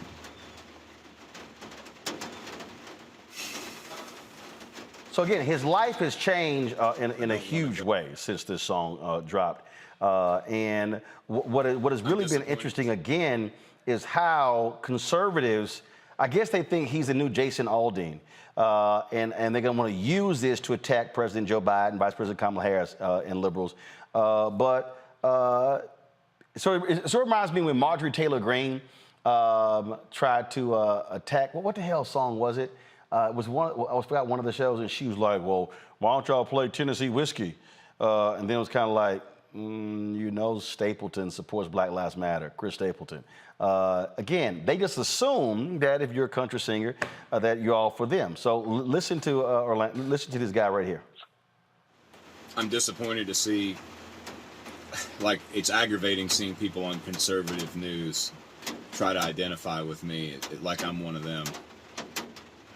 It's aggravating seeing certain musicians and politicians act like we're buddies and act like we're fighting the same struggle here, like that we're trying to present the same message. You know, I've had a lot of people reach out to me, and I've tried to be polite to everybody, and I've talked to hundreds of people the last 2 weeks. But it seems like certain people want to just ride the attention of this song to maybe make them their own selves relevant, and that's aggravating as hell. The other thing that I find aggravating is, well, you know, like, it was funny seeing my song in the, it was funny seeing it at the presidential debate, because it's like, I wrote that song about those people, you know? So for them to have to sit there and listen to that, that cracks me up. But it was funny kind of seeing the response to it. Like, that song has nothing to do with Joe Biden, you know? It's a lot bigger than Joe Biden. That song is written about the people on that stage, and a lot more too, not just them, but definitely them.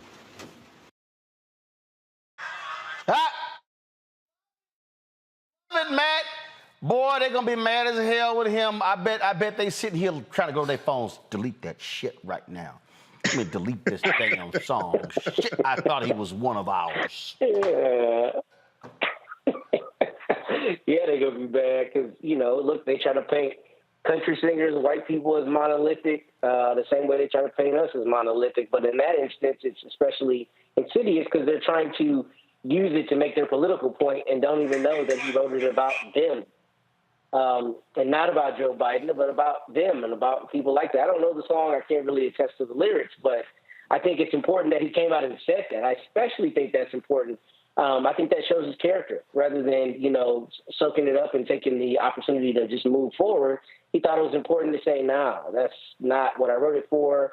And I think it's aggravating that they're leveraging it the way that they are. But this is kind of hearkening back to what we talked about with Trump earlier and the appearance of things. And that's what you see, especially with conservatives these days. It's all about the appearance. It's all about how it appears and the appearance of strength and the appearance of unity, the appearance of patriotism or whatever else, even if that isn't the truth. And this is a good example of that exact principle. Man, they're going to be so mad at him, Kelly. Oh, they're going to be mad at him. They're going to be like, you damn traitor. Now you're one of them Black Lives Matter damn activists. He's woke now. That's going to be the new headline. But wait till they find out that Black people invented country music. Then they'll just, roll over in their graves once they die. What? What? That's, how dare you? Hey. But no, it's interesting to me how, again, to Matt's point, how people have treated country music like it is a monolith, and it is the furthest thing from it. I mean, country music to me, as somebody who grew up in music and has musicians in her family and has been a musician herself, like there has been a huge array of country music from white people, from Black people, even some Asian people, Hispanic people. I mean, Ray Charles, my God, and that's just one example that I can think of off the top of my head. So for him to have to defend himself against this is very interesting to me, because this isn't the first time that this has happened. You mentioned Chris Stapleton. I mean, I remember growing up, the Dixie Chicks. There are now Black country music artists right now who are, on the rise. Mickey Guyton, incredible, so they need to stop trying to, frankly, pinhole country music, pinhole any type of music as if it's the national anthem for racism. It is not. It never has been, never will be, and they just need to get over it. I just love that he said they had to stand there, Michael, and listen to my song, and I was talking about them. Yeah, Roland, and I read the article NBC News just released dealing with Oliver Anthony's statements, and they described the song as a folksy lament topping a lament topping the charts about the frustration of a working class person who toils for low wages and sees his meager earnings eaten up by taxes. Well, last time I checked, the African-American woman makes 63 cents to 67 cents on the dollar that every white male makes. And it takes the average African-American woman 20 months to make the same amount that it takes the average white male to make 12 months. We know that African-American men are underpaid as well. We know there's an 8-to-1 racial wealth gap as well. Okay, it's not because white people worked 8 times harder or 8 times smarter. So this is going to once again come back and haunt them. But this shows how Republicans automatically think, and we can say some Democrats as well, we talked about that here, automatically think working class means white people or white males. It does not. Working class is not specific to any race. You have Latinos, Asian Americans who are working class as well. So this is going to come back to bite them in the behind and kick them in the behind, which it should. And that's what they do. All right, y'all. We come back. We're going to talk March on Washington, 60th anniversary, March on Washington for Jobs and Freedom. Speaking about low wages, speaking about the poor. That conversation next. You're watching Roland Martin Unfiltered on the Black Star Network.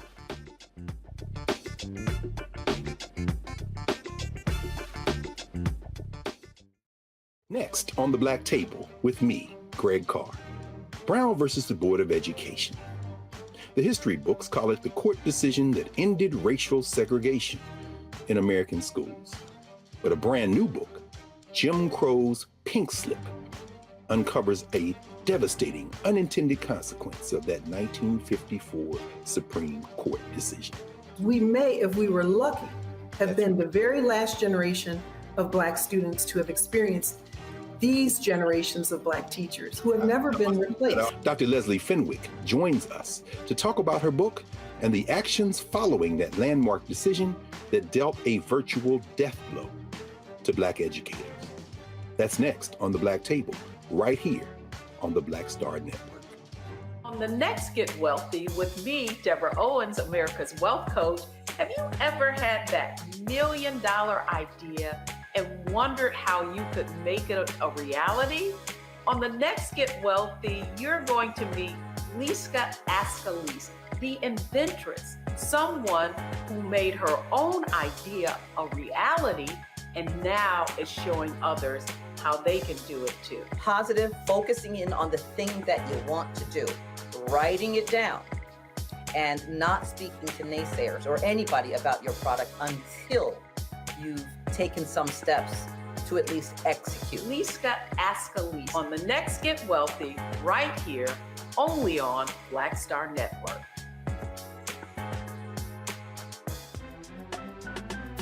I'm Faraji Muhammad, live from LA.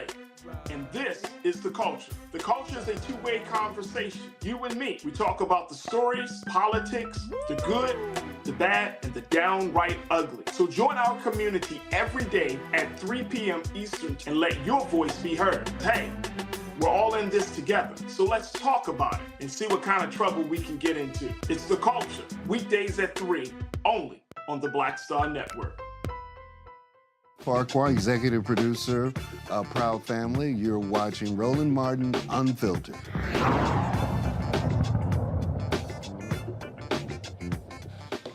All right, folks, this weekend in Washington, D.C., there'll be a number of events commemorating the 60th anniversary of the March on Washington for Jobs and Freedom. Of course, attracted 250,000 people to the nation's capital.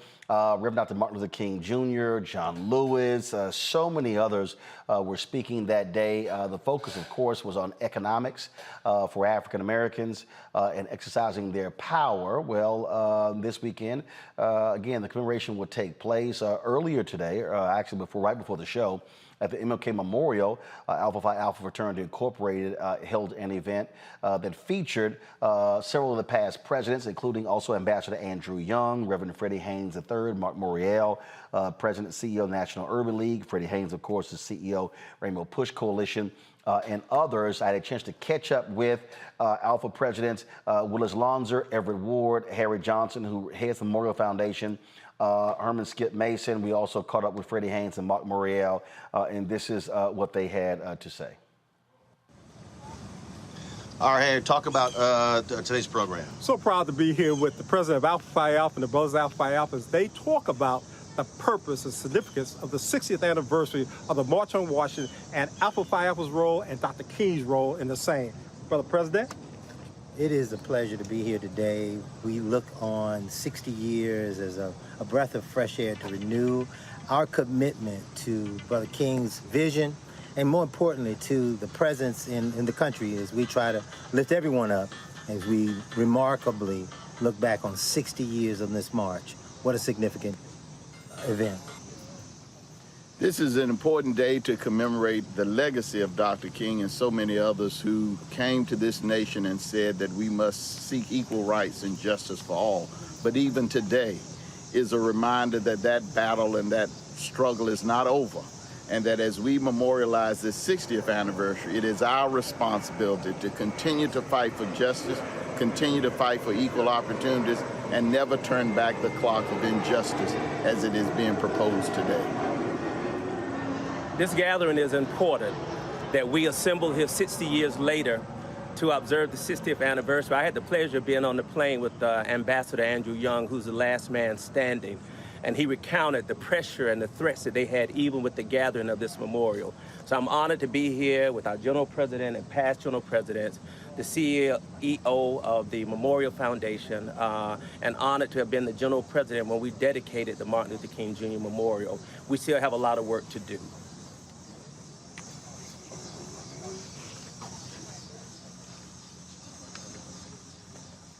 Well, first of all, I think it's important, A, that we are here at the monument that the Alphas built or led the construction of, all those years ago, to Martin Luther King Jr., the only African-American on the mall.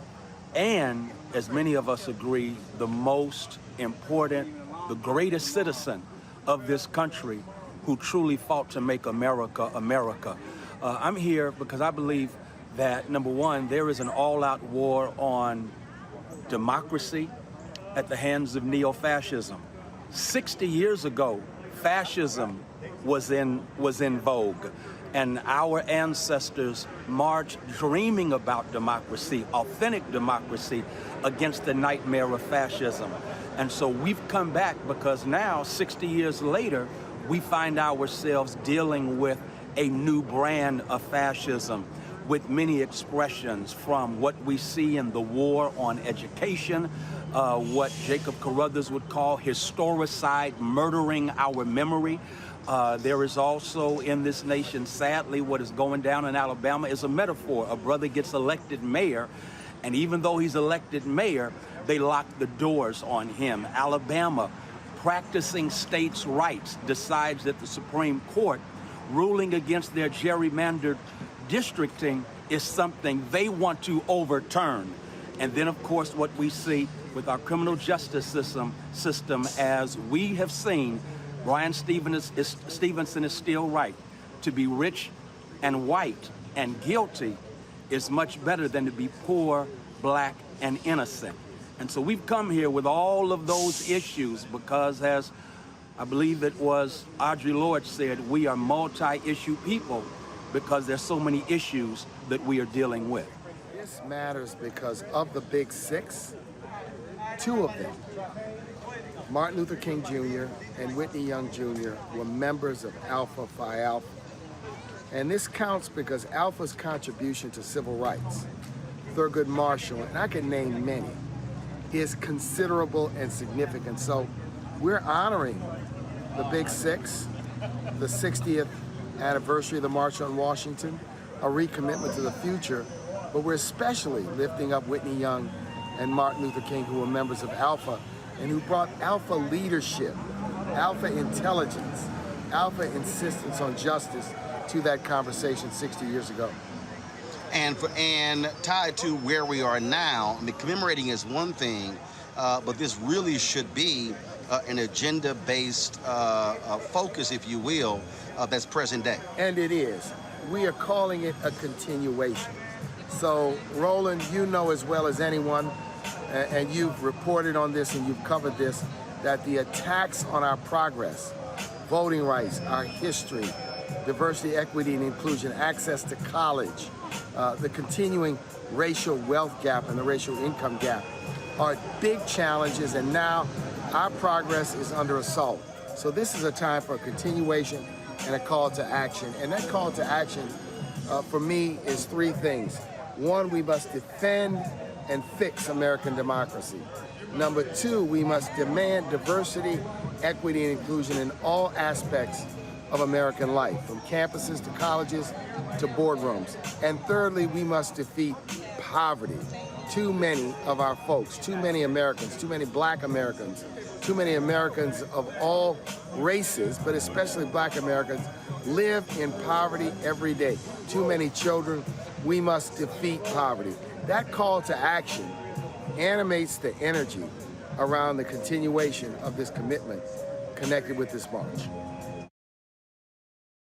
Thing that I think is important here, Michael, and that is I got no problem with commemorating events, but I believe that there has to be other things around it. So, for instance, every year people gather in Selma to commemorate Bloody Sunday, yet people come there.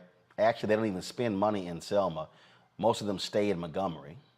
And, you know, I've said that if you go back next year, there should be a call, there should be an economic summit there. Because economically, Selma looks like it did when Bloody Sunday took place. When I think about people when they go to Memphis to commemorate Dr. King's assassination, the focus is not on economics. It's again, it's just looking back. And you know, the thing is, if we have the photos show it today, a number of different civil rights organizations, about 12 of them, met with the Department of Justice. They also had a meeting at the White House. And so, you know, those things are important.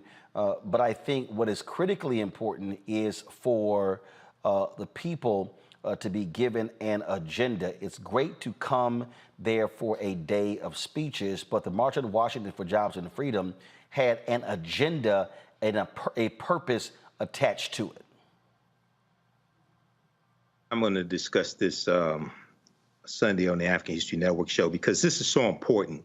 I hear a lot of people talking about commemorating and rededication, things like this. That's important, but you have to understand the history that caused the need for the March on Washington. They didn't have a march because they were bored. Okay, and this was a continuous fight by African Americans. And you know, A. Philip Randolph and Brother John Lewis, two members of Phi Beta Sigma Fraternity Incorporated. So you got two members of Alpha Phi Alpha who were Big Six. Yeah, of course. You want to slide that in? Go ahead. And you got well, hold on. I just want to make sure. We want to make sure this is historically accurate. No, it is historically accurate, but it was led. But the person that remembers the Alphas. Go ahead. Remember, A. Philip Randolph is trying to do that for decades. Okay, keep that in mind. You said tried. You said tried. Well, he called it off. Remember, 1941. He was going to have your point, Michael. You ain't gonna win this one. You ain't gonna win it. So yes, I will. Yeah, because he forced. That's how you got Executive Order 8802. He forced the hand of President Roosevelt. He threatened to put 100,000 African Americans marching on Washington. 1963. Michael, keep going. Keep going. You ain't gonna win this one, Michael. All right. Okay. You ain't gonna win it. But what happens is, you know, the biggest thing that people probably remember from August 28, 1963, is Dr. King delivering his speech, "I Have a Dream." The problem is that wasn't the name of the speech. It wasn't called "I Have a Dream" till years later. The original name of the speech was "Normalcy Never Again," and then it was called "Normalcy No More." Normalcy No More. Normalcy No More. Then a cancel check, because Dr. King and others, they were challenging the John F. Kennedy administration to hold them accountable to what he said, a promissory note given 100 years earlier. They're talking about 1863, the Emancipation Proclamation. And if you actually read the speech, you can probably go to archives.gov or Library of Congress or the King Center. You read the speech, he calls out police brutality, he calls out segregation, poverty, racism, discrimination. It's not until Mahalia Jackson screams out, "Tell them about the dream, Martin," that he shifts to start talking about the beloved community and the dream. The speech was about dismantling white supremacy and racism. This is what he's talking about in the speech. And lastly, if people just read the Clarence B. Jones, who was one of Dr. King's speech writers, who helped write that speech, he wrote an article, op-ed for the Washington Post. It's called "On Martin Luther King Day, Remembering the First Draft of I Have a Dream." And he talks about how in the drafts of the speech, the phrase "I have a dream" didn't exist. And even Wyatt T. Walker, who was one of Dr. King's lieutenants, one of his aides, he told Dr. King, "Don't talk about that tired dream stuff in this speech." So we have to get the history correct here. They keep trying to distract us with the dream. They do the same thing with the mountaintop speech. They focus on the last 2 minutes. The speech was about 43 minutes. But first of all, again, my focus here, Kelly, is not the speech. The focus has to be on what was the agenda. And the agenda, all the speakers, and what the focus was to, again, deal with economics. And what I'm saying is, when I attend a lot of these commemorations, we cover them a lot, but frankly, I haven't for a number of them, because for me, what is the agenda Monday?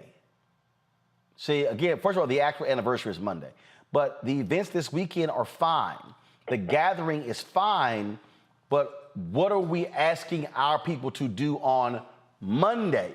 That, to me, it's what's most important.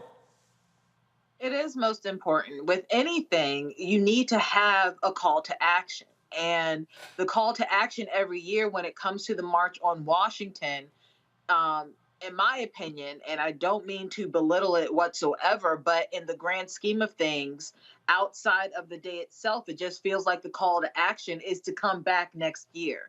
And that's just insufficient. Like you said, there needs to be an agenda, but not only what the original agenda was, like you said, the initial title or name of the march was for freedom and jobs, or for jobs and for freedom.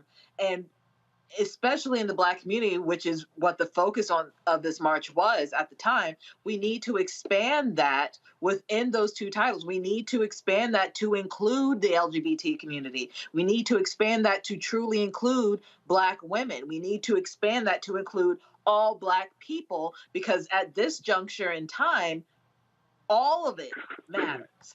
Well, actually, but the original march was for Black people.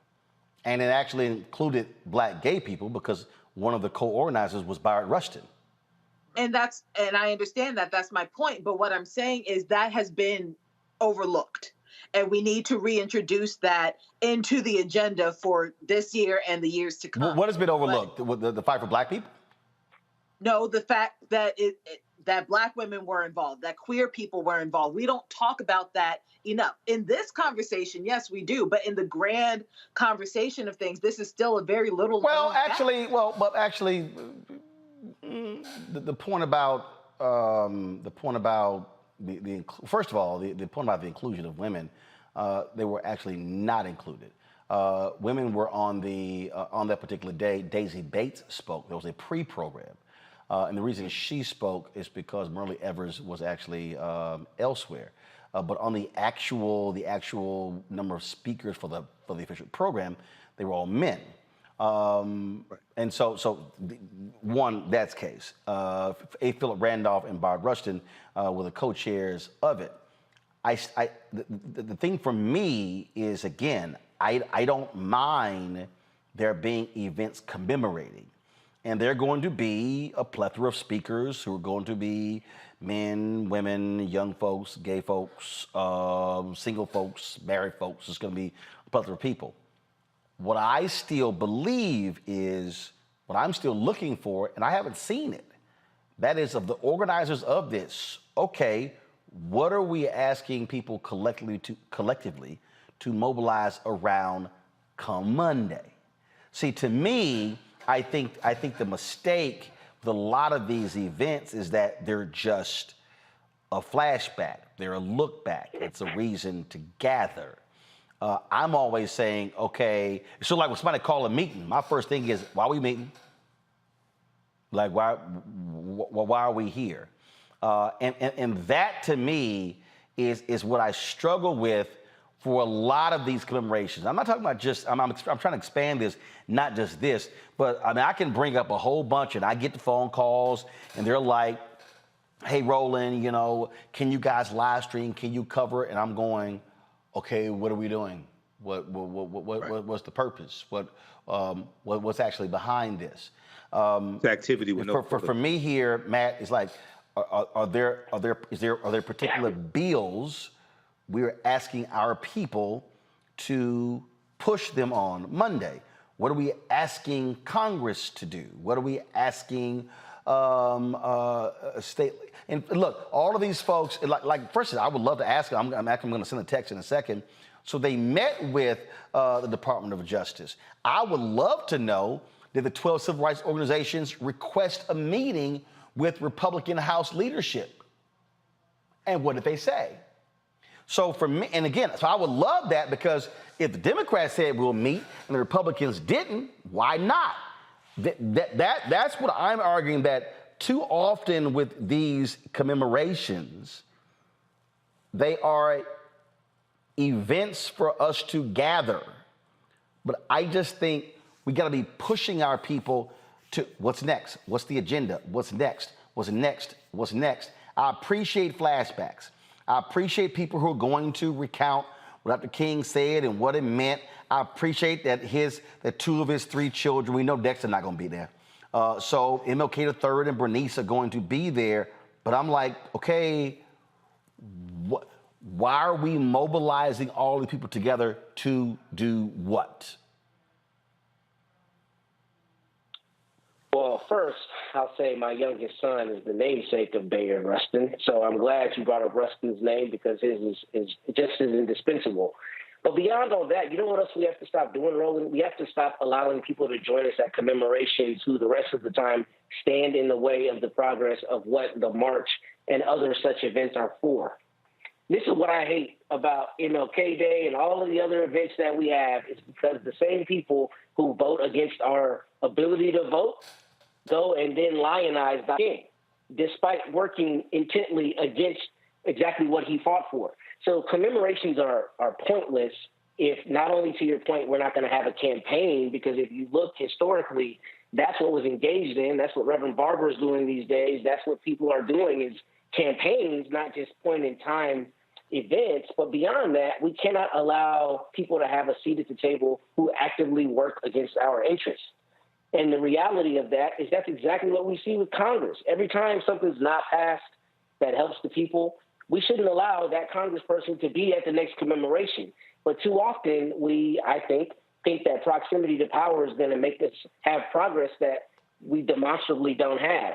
And I'm not the one making policy, but to me, I don't know why we keep inviting people to the table who are not sharing the meal with us. So when it comes to commemorations, not only do we need campaigns, but we need greater accountability. Because if you're going to be at the table with us, then it's incumbent on you to make sure that going forward, this agenda actually materializes into better lives for people. I'll give an example, Kelly. Who the hell turned MLK Day into a day of service? MLK Day should be a day of protest.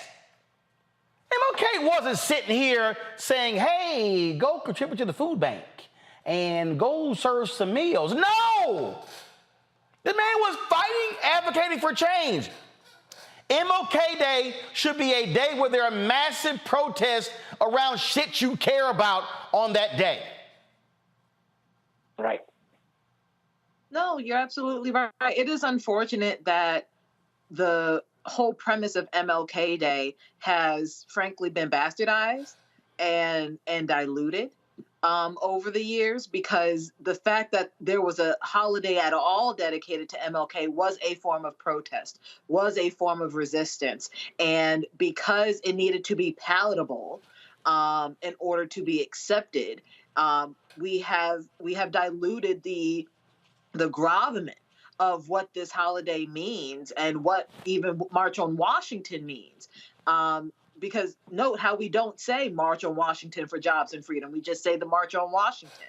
And we don't talk about the other speakers of that day. We only talk about the I Have a Dream speech. All of this is designed to make these events, these momentous, incredible events, more palatable for those who do not, frankly, care about the Black struggle, but want to align themselves with the good so that they are not ostracized themselves. And that is unfortunate.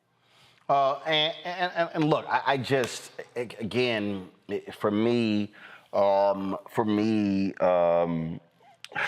here, Michael,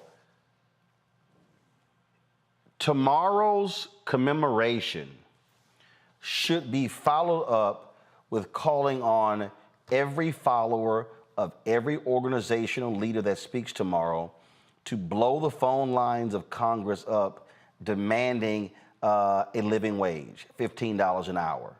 Again, it was called the March on Washington for Jobs and Freedom.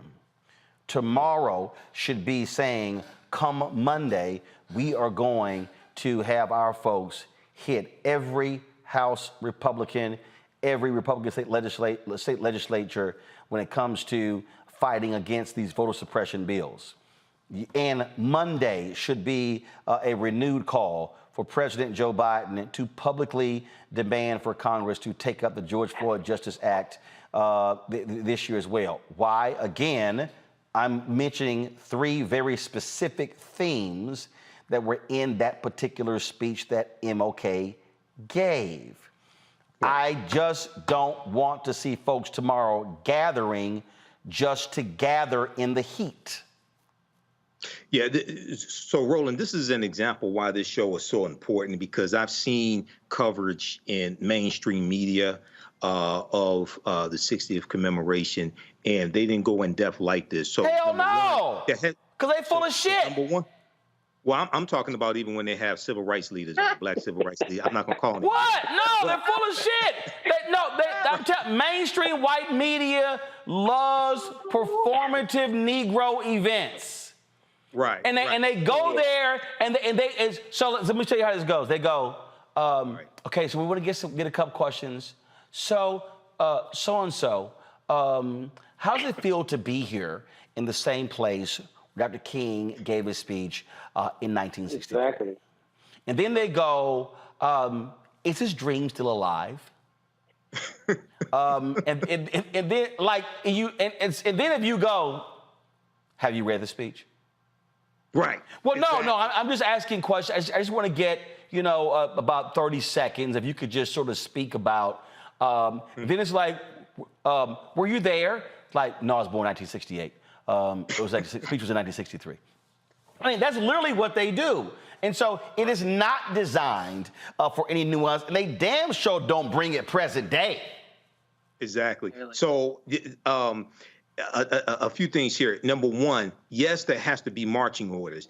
The conditions have to be connected to the policies and the bills and what you're demanding of the people. Yes, an agenda has to be presented that is tied to also what they were demanding in 1963 as well. Okay, but something that's extremely important is the history surrounding 1963 and why they had to have that march, okay, has to be dealt with as well. And the real history of Dr. King, has to be taught on Dr. King Day and when we have these commemorations. So part of Dr. King Day should be protests for policies that you want. But the other part of Dr. King Day should be studying Dr. King, because I'm telling you, most Americans, regardless of race, don't understand how revolutionary Dr. King was, haven't read any of his 5 books. And Roland, you did an excellent job when you had Professor Charles E. Cobb Jr. on your show, News One Now with Roland Martin, where he talked about his book, This Nonviolent Stuff to Get You Killed, How Guns Made the Civil Rights Movement Possible. Because Dr. King owned guns until Bayard Rustin convinced him to get rid of his guns, okay? So when we start understanding the armed resistance that was involved in the modern day civil rights movement, as you talked about, and then you interviewed Professor Charles E. Cobb Jr. for 2 hours on your nationally syndicated radio show as well, after you had him on your show, on your TV show. When we start digging into this history, we understand how much we have been lied to about these people and about this movement, and then we'll start seeing some real results coming from it. Final comment, Michael. Excuse me, Matt. I just think that we can't keep inviting people who are working against our interests to come to these commemorations so they can get an attaboy from the media and people who watch it. All right, folks, that is it for us. So let me just say this here. I will not be at the event tomorrow. I'm actually going to pop. I'm not. It's not going to happen. And again, to the folks who are going to be there, not a problem. Enjoy the event. I'm sure it'll be on C-SPAN. I'm sure people will be covering it. And it's just to understand one of the reasons why, because for me, what I often say, and I say this all the time, the biggest thing for me is I want to know, what are we doing Monday? A lot of times when people invite me to cover these events, I'll tell them, hey, I'm skipping that event, but invite me to the 6-month follow-up meeting. And that, to me, is what's most important. What is going to be the follow-up meeting? And so I already planned, this week, Dave Chappelle has been in, he's been in New York City. He's had 4 shows at Madison Square Garden, Tuesday, Wednesday. His birthday was Thursday. He has a show tonight. And he has another show tomorrow. So I'll be at the Chappelle show tomorrow night celebrating with Dave. And you know what? So I was going to sit and go there late. Then I was following Spike Lee on social media. And so I'm going to be giving y'all coverage of another really important event tomorrow happening in Fort Washington, Fort Greene Park. So I'll be in New York. Go to my pull up on my iPad. I'll be there. Spike does this annual event every single year. It's called the Brooklyn MJ Prince Party. So I'm going to be there. Drop the lower third. Yeah, I'm going to be there, y'all. So he's going to be live streaming this event on YouTube from 12 to 7. And so what the hell, I'm going to pop in and check him out. And then, of course, I head. So Sunday, Invest Fest is happening in Atlanta. Isaac Hayes III of fan base is speaking. Robert Smith, who is, of course, richest African-American in the country, Alpha, is speaking as well. Michael, just in case you need that little detail. And so I'm going to pop through Invest Fest. And then Chris Tucker has his golf tournament on Monday. Savoy has theirs on Tuesday. And so I'll be broadcasting from Atlanta those 2 days. And so y'all look at our social media. I'll have some wonderful content for us to be able to show on the show on Monday and Tuesday as well. Thank you to Matt. I'm sorry. Yes, to Kelly Mango Mussolini, and to Michael, always trying to plug Sigmas as well. Thanks a bunch as well. All right, folks, that's it. I appreciate all of y'all watching the show. Don't forget to support us in what we do. Join our Bring the Funk fan club. Your dollars are critically important for what we do, folks, to keep us in business. Trust me, it is not easy. The battles I have with these folks, these advertising agencies who keep screwing us. Early next month, I'm going to give you the 3-month, we'll give you the update report on our meetings with various ad agencies, Publicis, OMD, Group M, as well as individual clients. I told y'all I'm going to be doing that because it's all about, again, letting people know exactly where we stand, who supports Black-owned media, and who does lip service.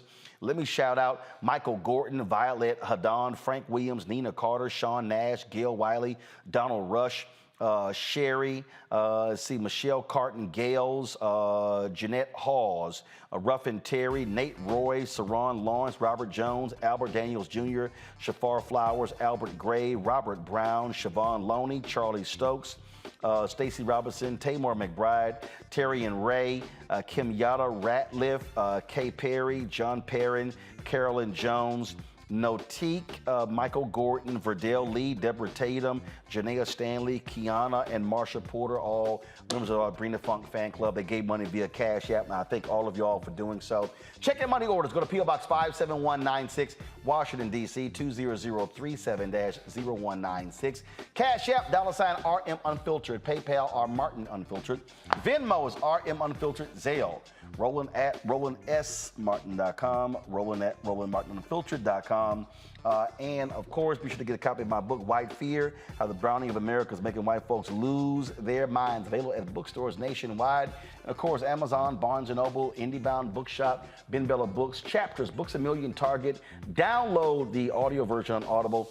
And so, please, and remember, all proceeds of the book go right back to the show as well. That's it. We always end the show on Friday showing you all of our fan club members for the donations. Thank all of you for the work that you do. You make this show possible, and I appreciate every single dollar. Next week, I'll also give you an update on the Ro-Ro-Mobile. I have not forgotten. It's been 13 months since it was totaled, and so I'm going to give you all an update next week. All right, folks, you have a great weekend. Holla!